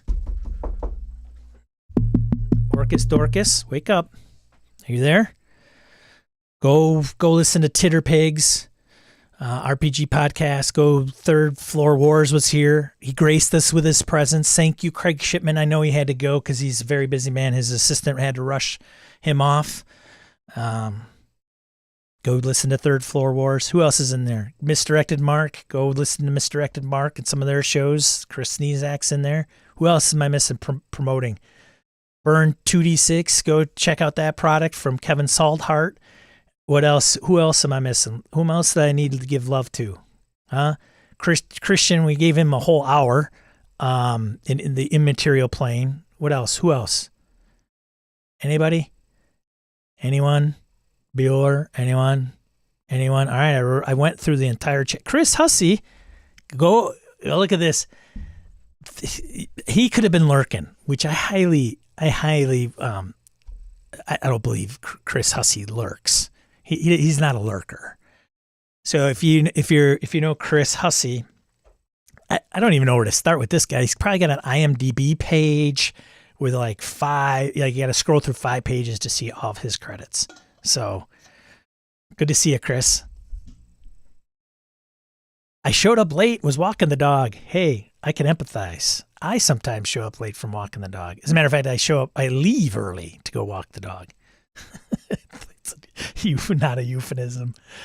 All right. So yes, let's focus, people. Focus. Just because Chris is here, let him not have him distract us. But Chris, promote your stuff in the chat if you want. Like like Gaming with Gage he's involved with. He's got, I don't know, 10 actual plays he's producing. He's crazy. He's just a nutball. All right, so let's get into this. So the Hobby Games channel up 10% in 2022. So ICV2 does like comics, trading card games, role-playing games, board games, collectible games. Let's get into this. After a spectacular 2021, it's up 10% in 2022. So they're just putting this out in the first quarter of 2023. So after 2 great years, including a spectacular 2021, the Hobby Games channel grew 10% in 2022, capping a 14-year run of growth according to an ICV2 estimate based on publicly released information and our interviews with game retailers, distributors, and publishers. 10% growth in 2022 comes after a spectacular 2021 in which sales in the channel grew 30% and a strong 2020 in which sales grew 15%. So the growth of almost 2/3 for the Hobby Games channel since the beginning of COVID pandemic. Another factor cited by some as a reason for increased sales was improved supply. In 2021, when they were constrained by snarled supply chains, which caused the inability to fulfill demand on products in every category, with particular shortages on key trading card game lines, miniatures, paint, and other accessories and board games. Responsible for around half of Hobby Game sales, the health of the TCG business is key to the health of the channel. Not a lot of love for RPGs probably in this. Board card, let's see. One category that had underwhelming results in 2022 was miniatures and miniature games, which appears to have been flat or less according to our interviews.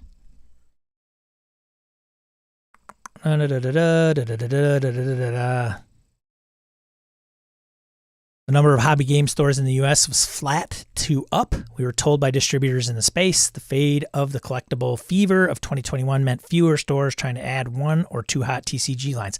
This seems very TCG heavy. I don't even think it says anything about RPGs, but check it out.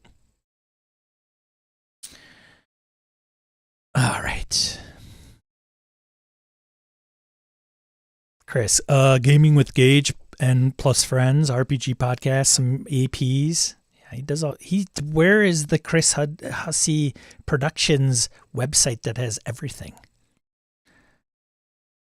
He says, I remember this. So this is a good point. I actually recently recorded a remote hosts only episode with Wayne, DJ, and Josh from Gaming with Gage plus Friends. But also you're doing like a fiction with Wayne, right? Like some fiction, 10-minute fiction RPG, like not even an RPG podcast, right? Just plain fiction. The guy put it out on LinkedIn. He's all over the place. Let's see. What else? 10th edition. Well, this was kind of interesting. Warhammer 40K announces 10th edition rules to be released for free. What is going on? Now, again, not Warhammer guy, not a miniatures guy by any means. Here, they're getting a brand new Warhammer back with the brand new edition. I don't know the rest of that rap song. Anyways, at Adepticon, Games Workshop confirmed that a new edition of Warhammer 40K would be coming out later this year with a new simplified rule set that will still offers plenty of complexity for longtime tabletop enthusiasts. Like 10th edition, right? If you're a Warhammer person, you already know this. Because they are super uber fans. It's going to be easier to play than ever. So, yeah. How's about them apples? I know, right, Larry? It says, wait, what? GW doesn't do anything for free. Well, things are changing, Larry. And, it's just, you got to keep up. It's the speed of the hobby. I got nothing. That was our thing from last week. Let me see what else I wanted to bring up. D&D Direct, I think, is probably something just to touch on. I know a lot of us have kind of moved on from the D&Ds, but nonetheless, on March 28th, Wizards of the Coast. And the only reason I bring this up because this may be actually interesting. The event is going to be on March 28th at 12 p.m. Eastern Time, 9 a.m. Pacific. Not to be specific, but the event will feature a first look at the D&D's virtual tabletop, tie-ins for the D&D Honor Among Thieves movie, and a few surprises. What? Surprises? No way. Which includes some video game announcement. Hello, Baldur's Gate, and whatever else. It's going to run 30 minutes. Look for all the D&D YouTubers to go completely bonkers after this comes out, with plenty of juice for their channels. The last, if you remember, last D&D Direct, if you remember, was held April 20 of 2022. That actually revealed the return of Spelljammer and Dragonlance.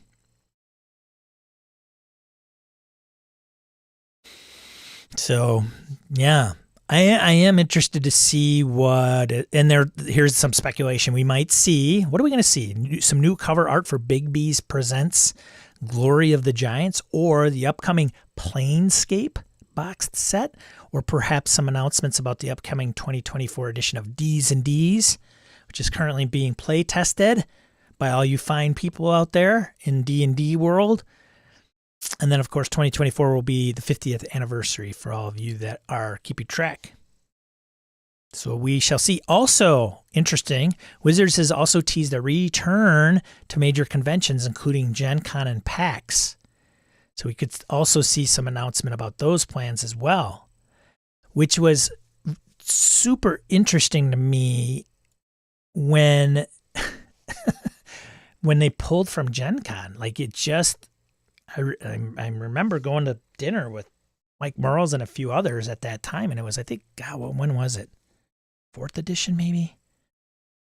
God, I don't remember. It was a while ago, 2011, maybe? It was quite some time ago, but it was like I think the problem with, maybe it's not the problem, but Wizards didn't sell their own products at their booth. to be courteous of all their distributors and game stores and other people that would set up booths to sell D&D product.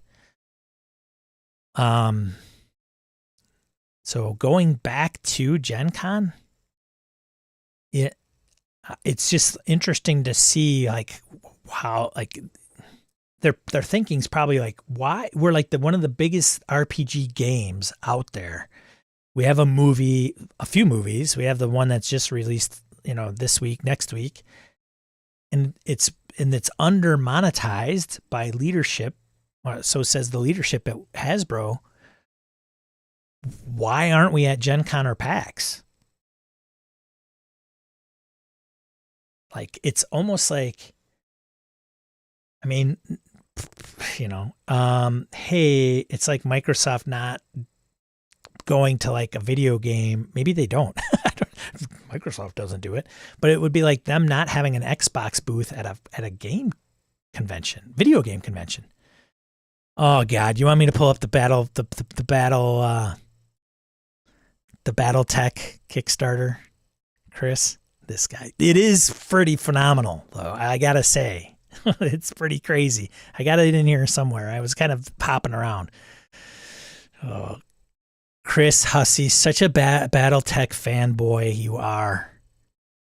If you don't know, this is like, if you're a longtime listener of Fear the Boot and probably following Chris anywhere, Chris used to write fan fiction, BattleTech fan fiction, and he even did it for his I think then spouse or girlfriend, right, Chris? Who is now your wife. It's a good story. Very, very good. Very touching. So that just gives you the the fandom of that guy. BattleTech love letters. Yeah. Where is it here? Maybe I didn't include it because I'm like, that thing's crazy. That's crazy. My boyfriend's crazy. It's probably under crowdfunding news. So Kelly, I think, or somebody from the Discord posted it, and I checked it out. Here it is. God. Yeah, brother. Whoops, that is not it. This is crazy. $4 million. Oh man, unbelievable. Jeez, it's just crazy. Kelly posted it. I don't know when it launched time-wise, but it like funded in a minute. It's like a 50K goal. And so I want to say, if it had launched early in the morning, the thing when I saw it was like $2 million in a matter of hours. Like, it's crazy. Yeah. 4 million, 4.25. That's insane. Like, whose heads are exploding over there at Catalyst, right? I am not in on this. I've played BattleTech once. Hold on a second.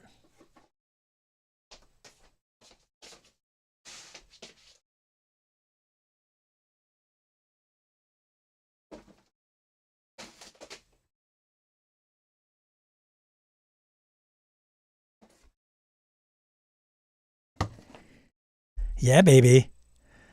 This is the original. Yeah, got it. I still got it. I never played this box. I think I've only played at a convention once. And I'm only opening this to see what I actually didn't touch. So I got a lot of the photocopies, because that's what you did back in the day. So I don't need this Kickstarter, right? Look at this. The poster. I think this is a poster stuff. I think I had this. It is a poster because I have push pin holes in this thing. And I'm sure I didn't have it on that side. Let me see. Hold on. Yeah, there's the universe. Look at it. I had that on my room as a kid, and it probably was on the same wall as my Greyhawk map from the box set. So, I'm a fan. Not really. I mean, I own it. Yeah. I was hoping that this box seemed heavier than it originally, and here's probably the reason why. Mech Warrior! Yeah, this is not part of the box set, by the way. Right, this is the RPG piece, right, Chris? You've never seen that poster map? Dude, next time I see you, maybe I'll give it to you. He's not far from me. Plus, he's in the same state. So this is what weighed down my box. And then, let's see. I don't know if I've ever unfolded these. Yeah, I don't know if these have ever been unfolded. I got it. Although, it looks like I did punch out some chits. Like these guys need more promotion. They got a $4.25 million Kickstarter that's funded. Jeez. Yeah, here's some of the chits.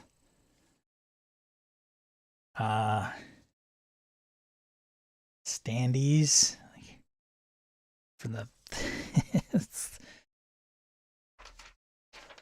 So I think there's 2 sheets of that. One is untouched, and this one I think got obviously some got unplugged there. And then I got, I don't know if this, what the hell is this? Oh, maybe to keep things together. And then I've got the little standy things.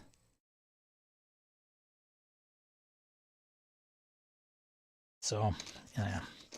Anyways, that's it. So I have the original, I think that's an original box.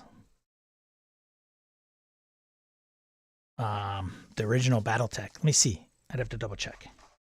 Now I'm afraid to put it all back in there because now it's going to all be like crinkled and.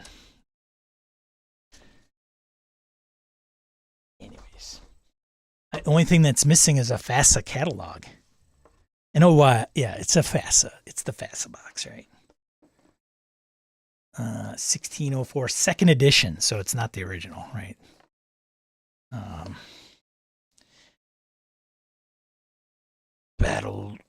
Battle droids. Doesn't say the year on here.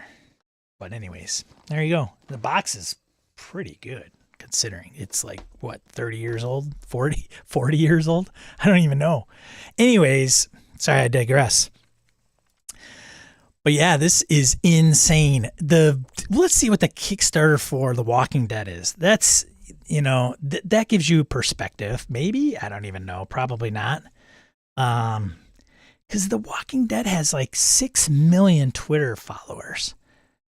And they aren't even close. Where is this? Come on now. I thought Walking Dead. I haven't visited it in a bit here.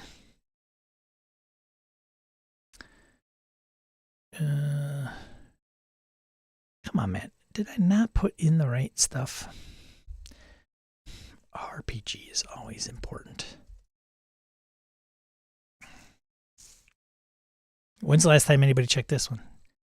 465,000, and it has stagnated. Like, just stop, brick wall. What is up with that? It's got to be, is it the cost? No, it can't be the cost, right? Like, the difference in cost? It's Battletech, man. Who would have thunk it?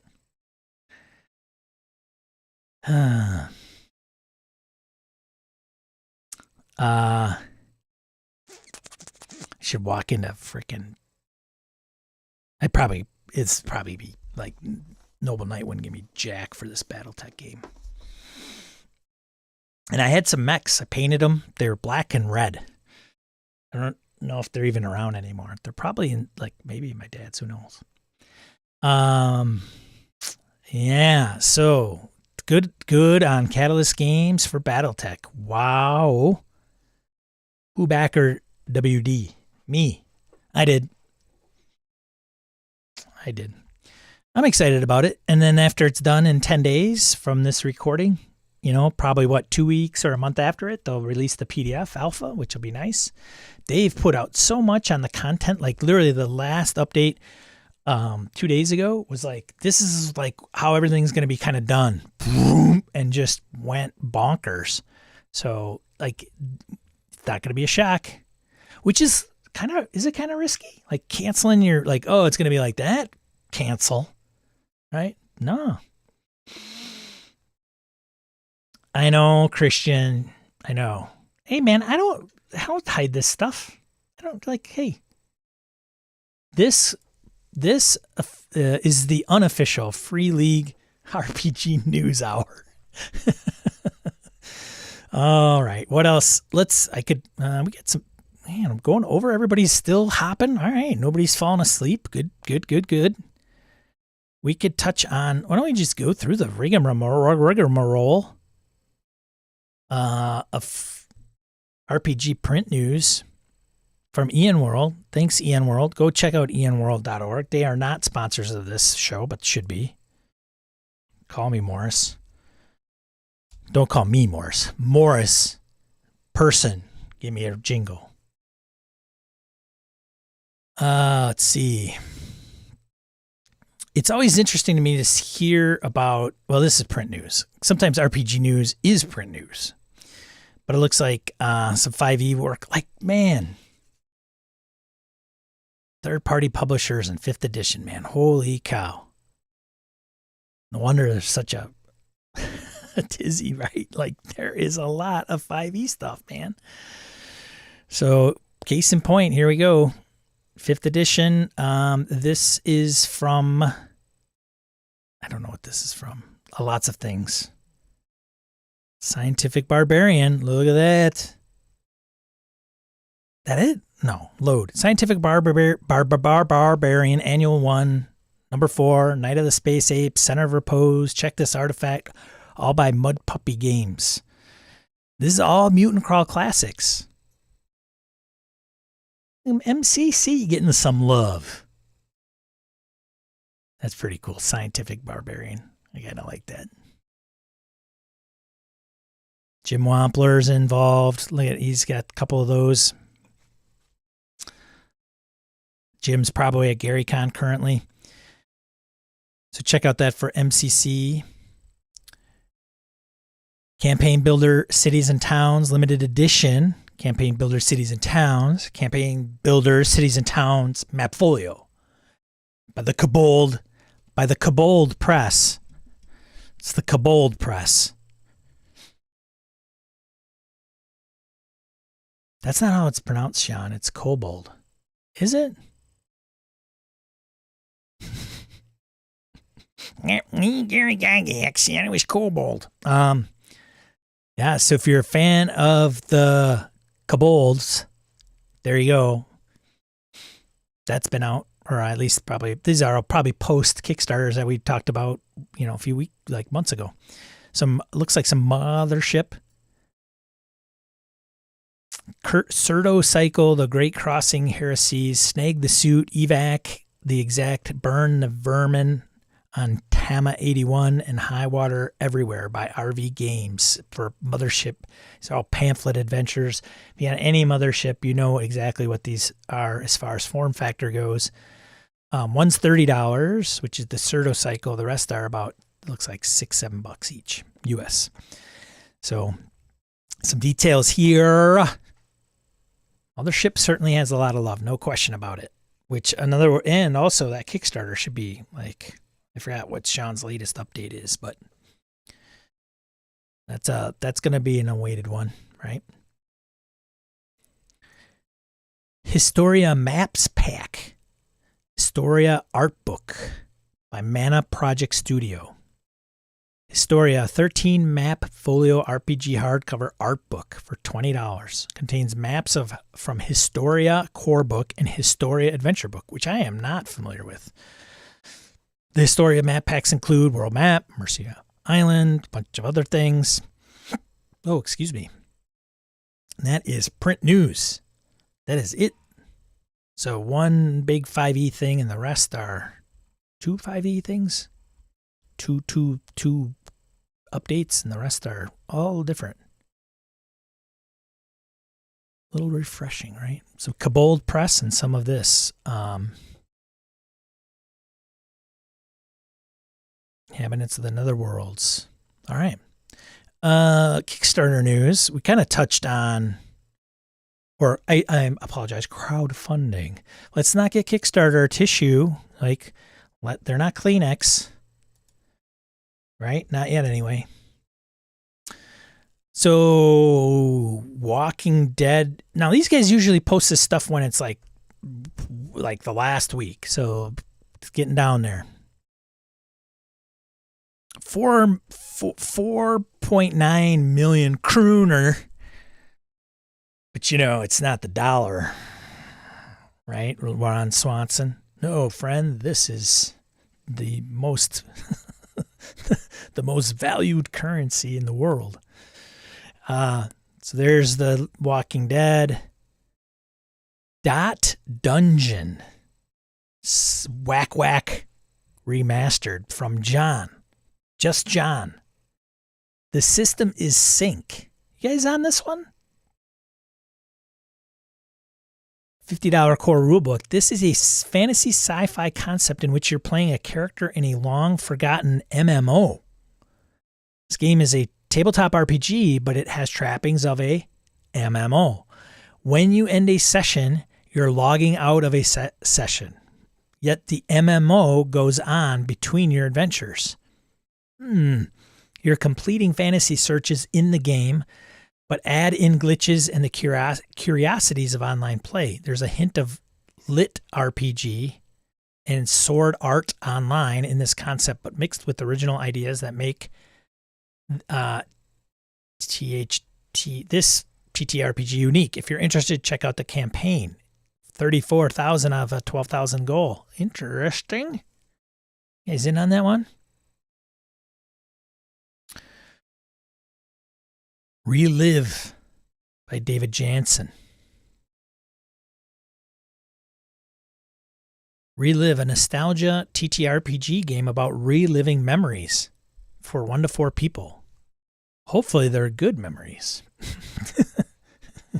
Somebody told me the other day, even nightmares are dreams. There's the nihilism there. All right. Crowdfunding on Crowdfunder. Crowdfunder without the ER. It's just our people. Come on. It's an original system core rulebook, €10 for the PDF of the game. This project is structured RPG about memories. You start a memory and the next player builds on it. It's a GM-less project as you round robin ideas, creating a world of memories. Check out the campaign page for a link to get a free preview of the game. All right. The Black Ballad. This is on BackerKit. This is for 5th edition. It's an adventure, $80 plus shipping and handling, and some MP3s involved. Character deaths happen. Did we do this? We haven't done this. Character deaths happen in RPG. Sometimes they include TPK, sometimes they're solo, but they happen. To prolong your characters, there's this option. This adventure takes place in the afterlife, as Print says. Your deceased character carries on and has more adventures. Inspired by Diamorte's music, this book is 300 pages, while the campaign offers orchestral tracks to accompany your gameplay. Die Laughing 2, Die Laughinger supplement for the RPG that puts the laughter in slaughter. Or is it the laughter in slaughter? Or is it puts the laughter in slafter? I'm not sure.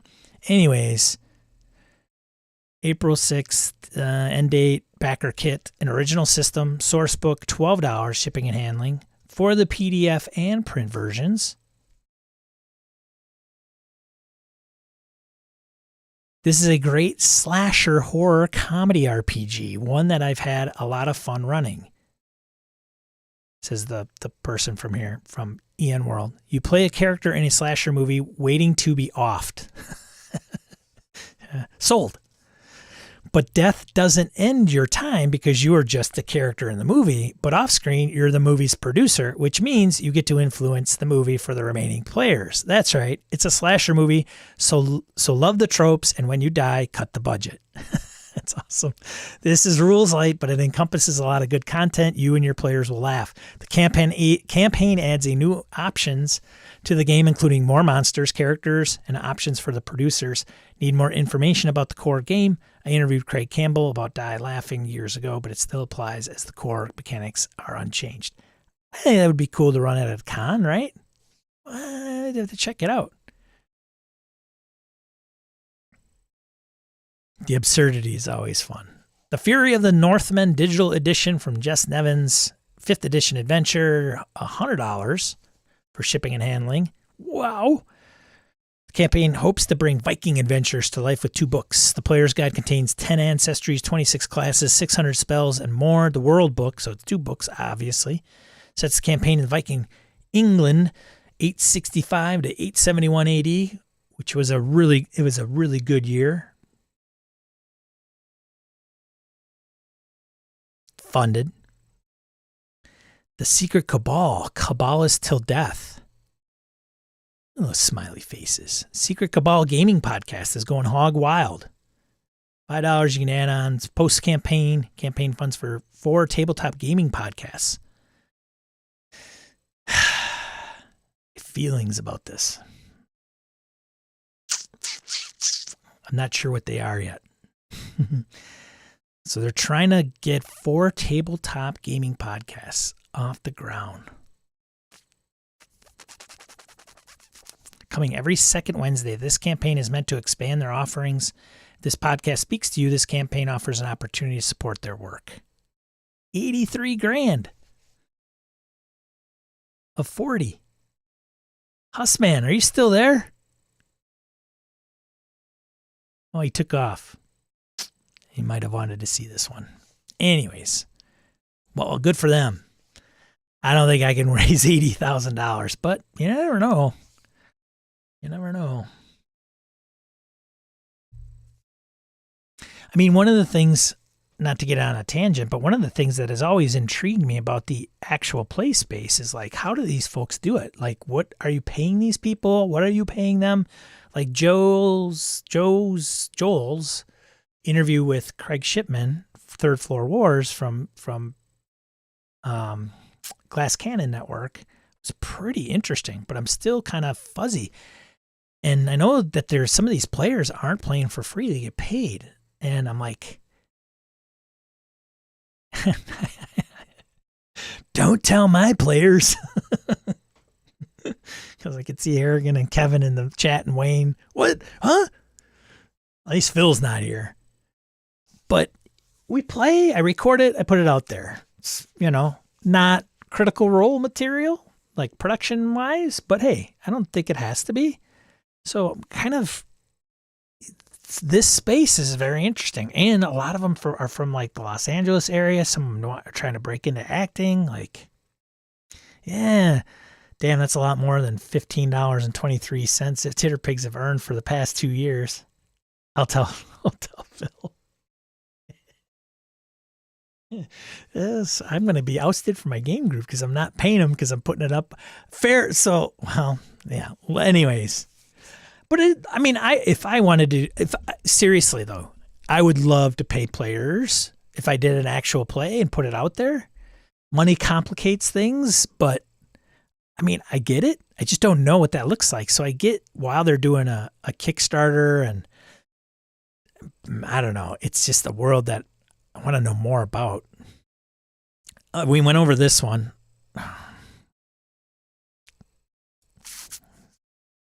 Tabletop news. Oh, this is interesting. Tabletop news. We brought this up before. April 13th is when it ends, so it literally has a couple weeks, a little over 2 weeks until this ends, but it's still short. It's got to make $4,500 per day to succeed. I should like kick in for this just to get updates, because $10 for Discord access and add-ons post-campaign. The project will create a weekly news series dedicated to RPGs and other types of tabletop games. Promising news. Like there's a trailer out there. It's a big production. They've got some, obviously all the hosts listed, and it's not funded.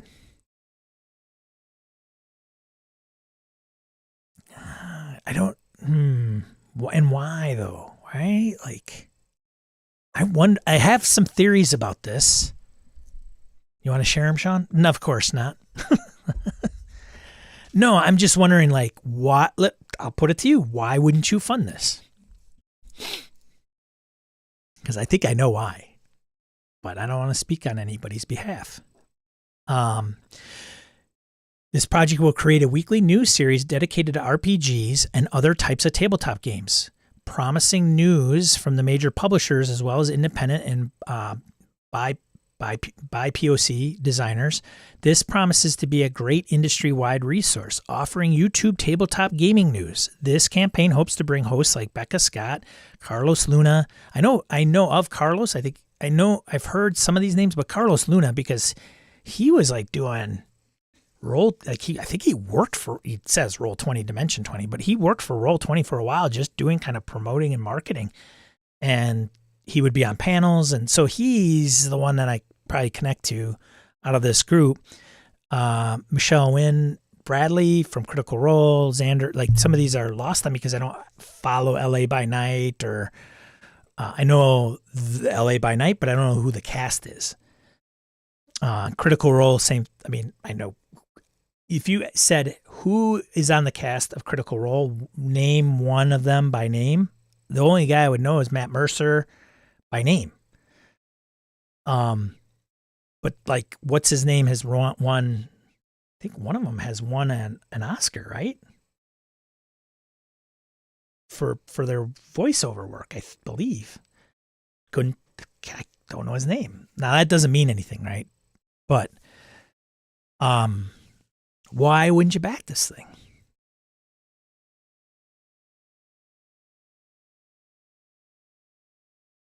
I'm wondering, is it because people don't know about it? People don't care about the news? Or is it too big a production? Is it the goal? $10 plus option, $150K goal does not really compute. Yeah. Is it what do I get? Like, I'm not going to just throw money and I don't get anything. Like, let's face it, Kick's crowdfunding, RPG space, all about the pre-order, right? That is what it has become. Not saying that's a bad thing. It just is what it is. So this is a little different because it's a media channel that they're trying to promote. But we've had podcasts, but this podcast isn't asking for, what is it, $150,000. These guys, they got 83 with a 40K goal. I don't watch these people already. That's, Gabe's onto it. I kind of figured this is, without having a flood of people chime in. But even say Gabe, maybe, yep, okay, Gabe is not the target audience, no problem. But even like the fan base that these folks have, like they've got to just be so big and massive, right? Like if I looked up Carlos Luna or Becca Scott or any of these folks, like the Critical Role is not a small channel. LA by Night, Dimension 20, like those are very big productions in the AP space. And I got to imagine that they got more than Sean's 1,700 followers on Twitter, half of which probably don't give a rip what Sean says. I don't know. This intrigues me. Michael says, I kind of feel like I have my news sources I like. We have a lot of them. I like their ambition. I wish them success. I'll check it out if they successfully launch. Yeah. Dorcas says, for me, it seems they already have the capital from the production company and advertising backing. This is being used to garner interest, in my opinion. But will they do it if it's not funded? Somebody ping me on Twitter or Discord. My phone went dead. I heard my beep. Yes, I know. Somebody hit me up, said they have thoughts. I have thoughts too. I'm going to put it out there. The hobby is an interesting place, and it's in an interesting place that it's never been before. And I'll probably wrap up with this. Let's go through. Let's see what else. We'll figure this out and then I'll comment. Sin City 2023 convention in Cincinnati, Ohio, 27th to 29th. If you're in that area or are wanting to go to that con, make sure you check out their Kickstarter. It is funded, so good for them. That's it. So I'm going to go back to this and we'll wrap it up and we'll call it a day.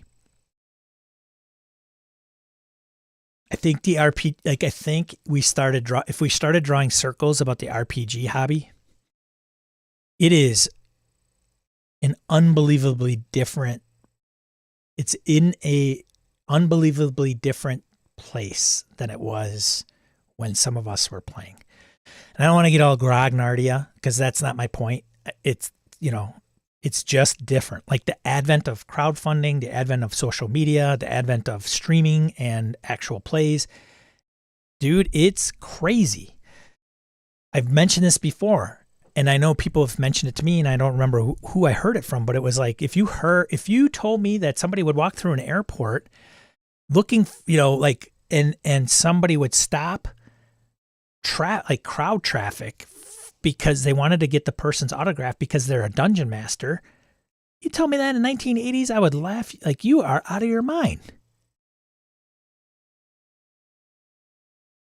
And I think this, I have the power to stream to as many people that want to see this.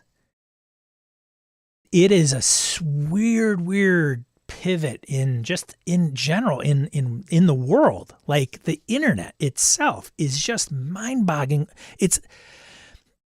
Some of us are like, if you really think about it, it just can utterly blow us away.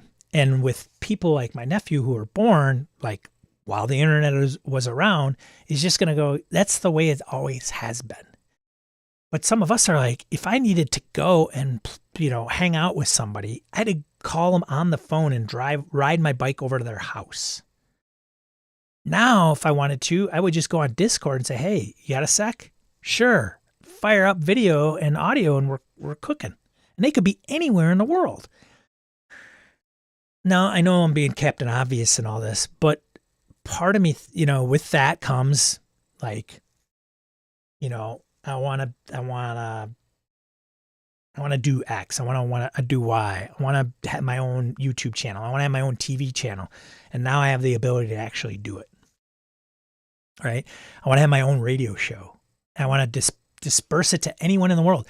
Radio, if I wanted to be a DJ, the only way that people would know I'm if I wanted to be the next Howard Stern, the only way I could do it is if I got syndicated and picked up by the huge iHeartRadio conglomerate.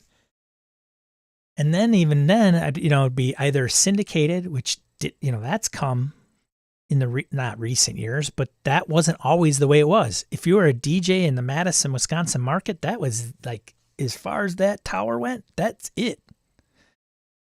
Well, then, of course, there was consolidation and all the buyouts of all the radio stations, and there's still some independents that are out there. But what my point is if I was a podcaster and I wanted a talk show, I could do that now with no FCC oversight, minimal investment, and anybody in the world can listen to me. I'm not limited by airwaves or iHeartRadio picking me up as a talent and doing it through that. Dude, it's crazy. So my point is with this, when we start talking about the RPG hobby, there are some people fundamentally that are still wanting to be back in the day. And there's nothing wrong with that. That is not my purpose here. And then there are some that's like, they're streaming, they're podcasting, their video, that's kind of their life. They like the RPG space, but they also do it in the content production world. And some of these folks have done very well for themselves. They have good reputations and have played some cool games, and they've got a good fan base. But there is also something to be said, like, I'll give you an example. Gary Con, I'm all over the place, as always. Follow along, kids. Gary Con is occurring right now in Lake Geneva. And there's some people I haven't seen in 3 years that'll be there, for sure. Amongst Joe Manganiello's home D&D group, to include Tom Morello, The Big Show, Vince Vaughn, and Joe himself are there currently, right now, as of this recording. And if you're fans of their movies and you're kind of a little starstruck, it's kind of cool, right? Like my buddy Dave Beatty, I have lost touch with Dave. He's the guy who did Weird Frontiers, right? Dark Trails, formerly known as Dark Trails. And I love Dave. And he posted on Facebook, and somebody took that snapshot and put it on Twitter. And he was like, wow, I'm at Gary Con, and Vince Vaughn comes up to ask me where his table is, and I run a game, or, there's another person running a game of Weird Frontiers. Like, awesome. Like, he's just, and I thought to myself, God damn it, Dave Beatty's there, and I'm missing it.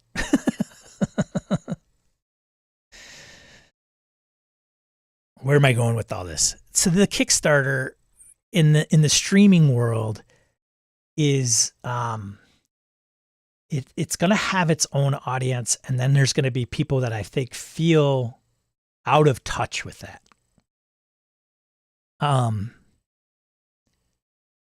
If I had lunch with, like, let's say I was at GaryCon and Tom Morello and Vince Vaughn, Big Show, and Joe were at a table. And I'm like, the whole place was full. And they just say, hey, man, you could sit at this table. Kind of cool, probably. But, like, I don't know. It'd be interesting small talk. Like, you guys enjoying the show? Like, rumor had it Vince Vaughn bought like $1,500 worth of D&D books. Like, what'd you buy? What caught your attention? But other than that, there isn't like a super awesome, cool connection other than the hobby, right? Which I think we can all agree we have a connection with. Like, hey, you're a gamer, cool. You're a gamer, awesome. What do you play? Cool. I like you even more because you play my game. You play that other game. You're not so cool. Whatever, right? I don't. Be positive force, damn it.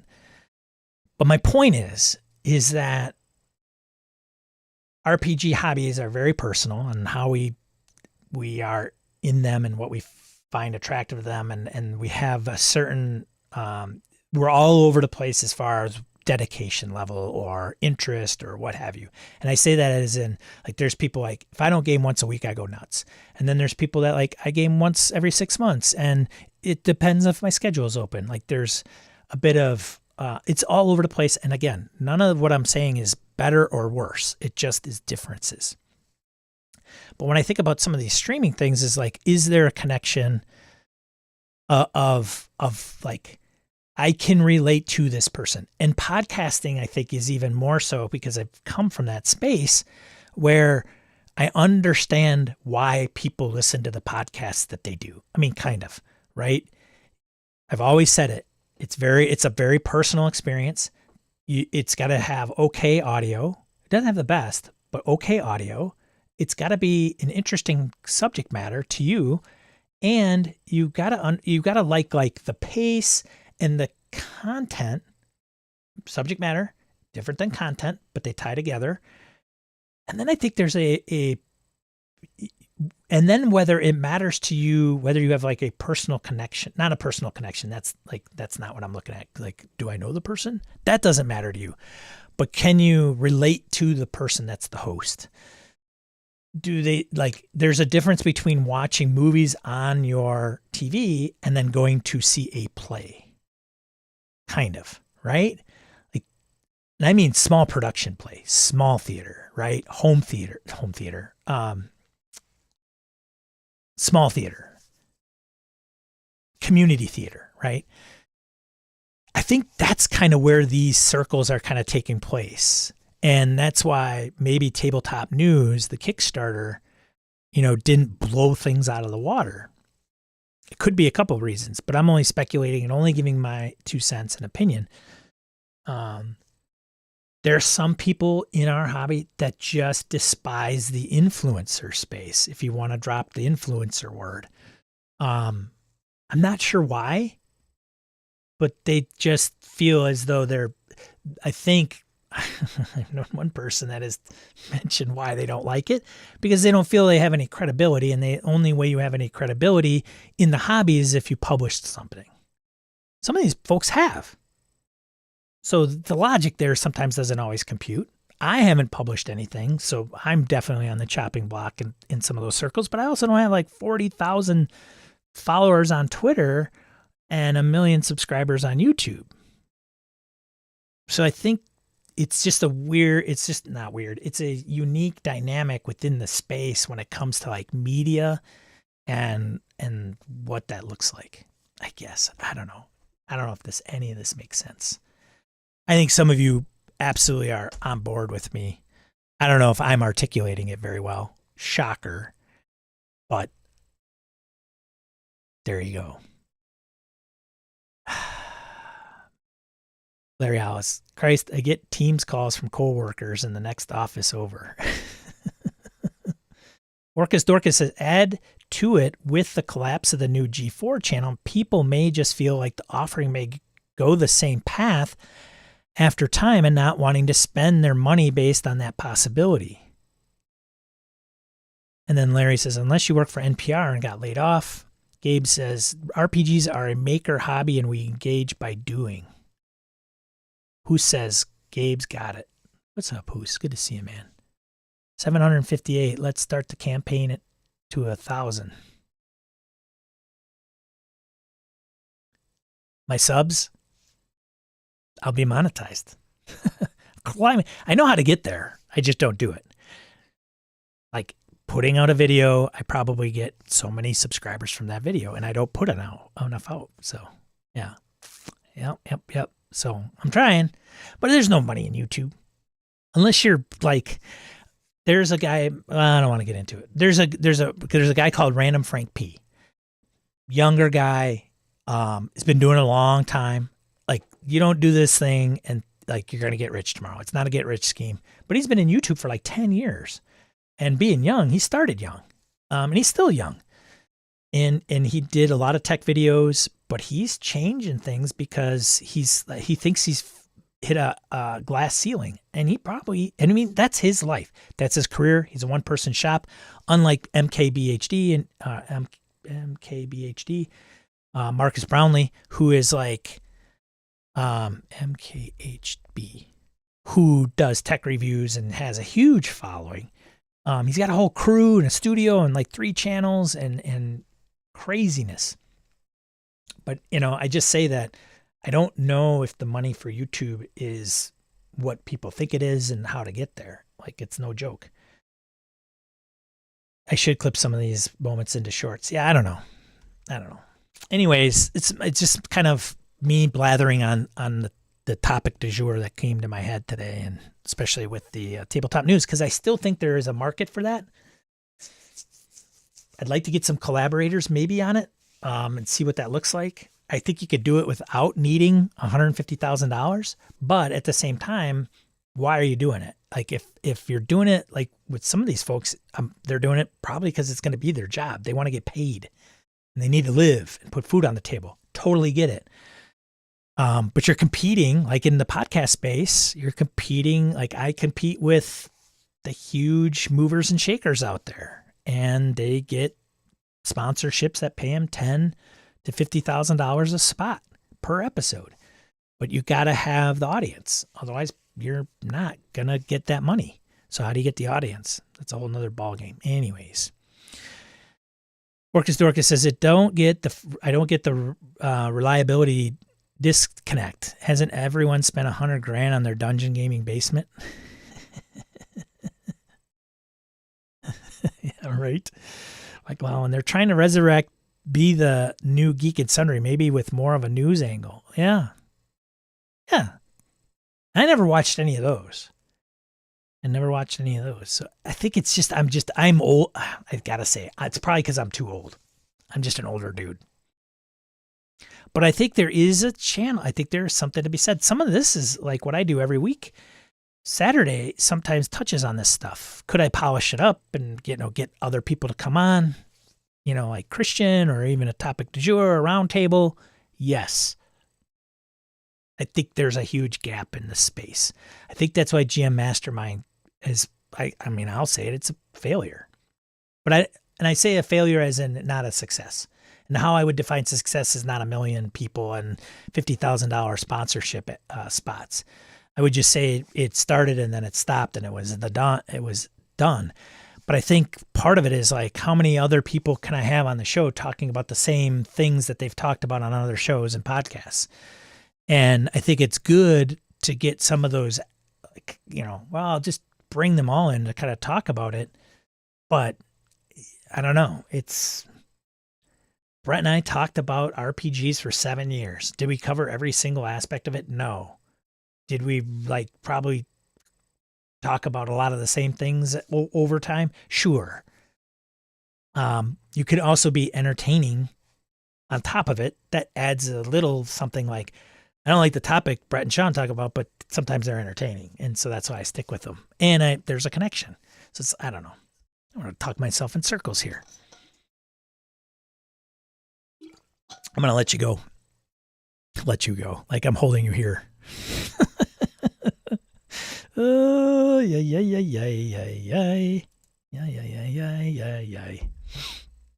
Anyways, yeah, look at Kristian's still here. Good to see you, man. RPG podcasting, I think, is hard these days. A lot about it has been said already. And when there's a new topic, everyone jumps on it. Yeah. But I think the news piece, if I could do news or not evergreen, which is, I think, the rub. I still like Bill Maher format. Bill Maher, like him, hate him, whatever. I don't care. Politics, got it. But I think that format, having 2 to 3 people on the show, and you go over the week's hoopla, and then you pick up a topic that's relevant in time, like whatever it is, OGL, Kristian's situation, OCR, Black Flag, whatever, things that are going on in the hobby. I don't know. Maybe it gets some wheels. Not evergreen is hard, and it's hard to keep up every day a week. Yeah, for sure. Orcus Dorcas says, but did you guys talk about what you wanted to or predicated it on what would get views? No. Thanks, Chris. Appreciate it. We choose to be here. Yeah, right. Of course. I hope.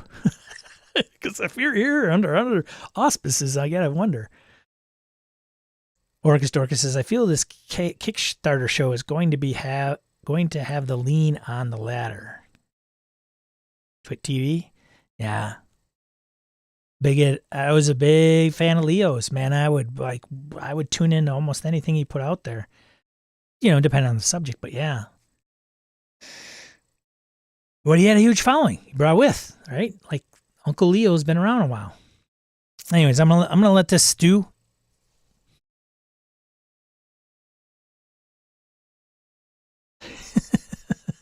I gotta find a good place for my head in this, so I can put the ending YouTube things in.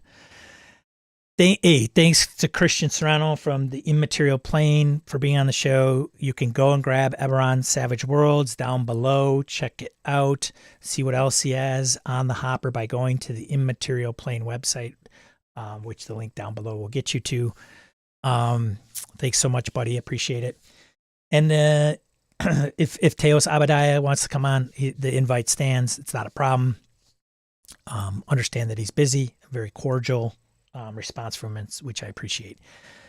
For everybody that has supported me here up and above, thank you so much. I really appreciate it. I know some of you are doing the Patreon for GM Mastermind. Obviously, that's kind of taken a big dive, so I wanted to make sure I recognized you here. So thank you very much. I really appreciate the support.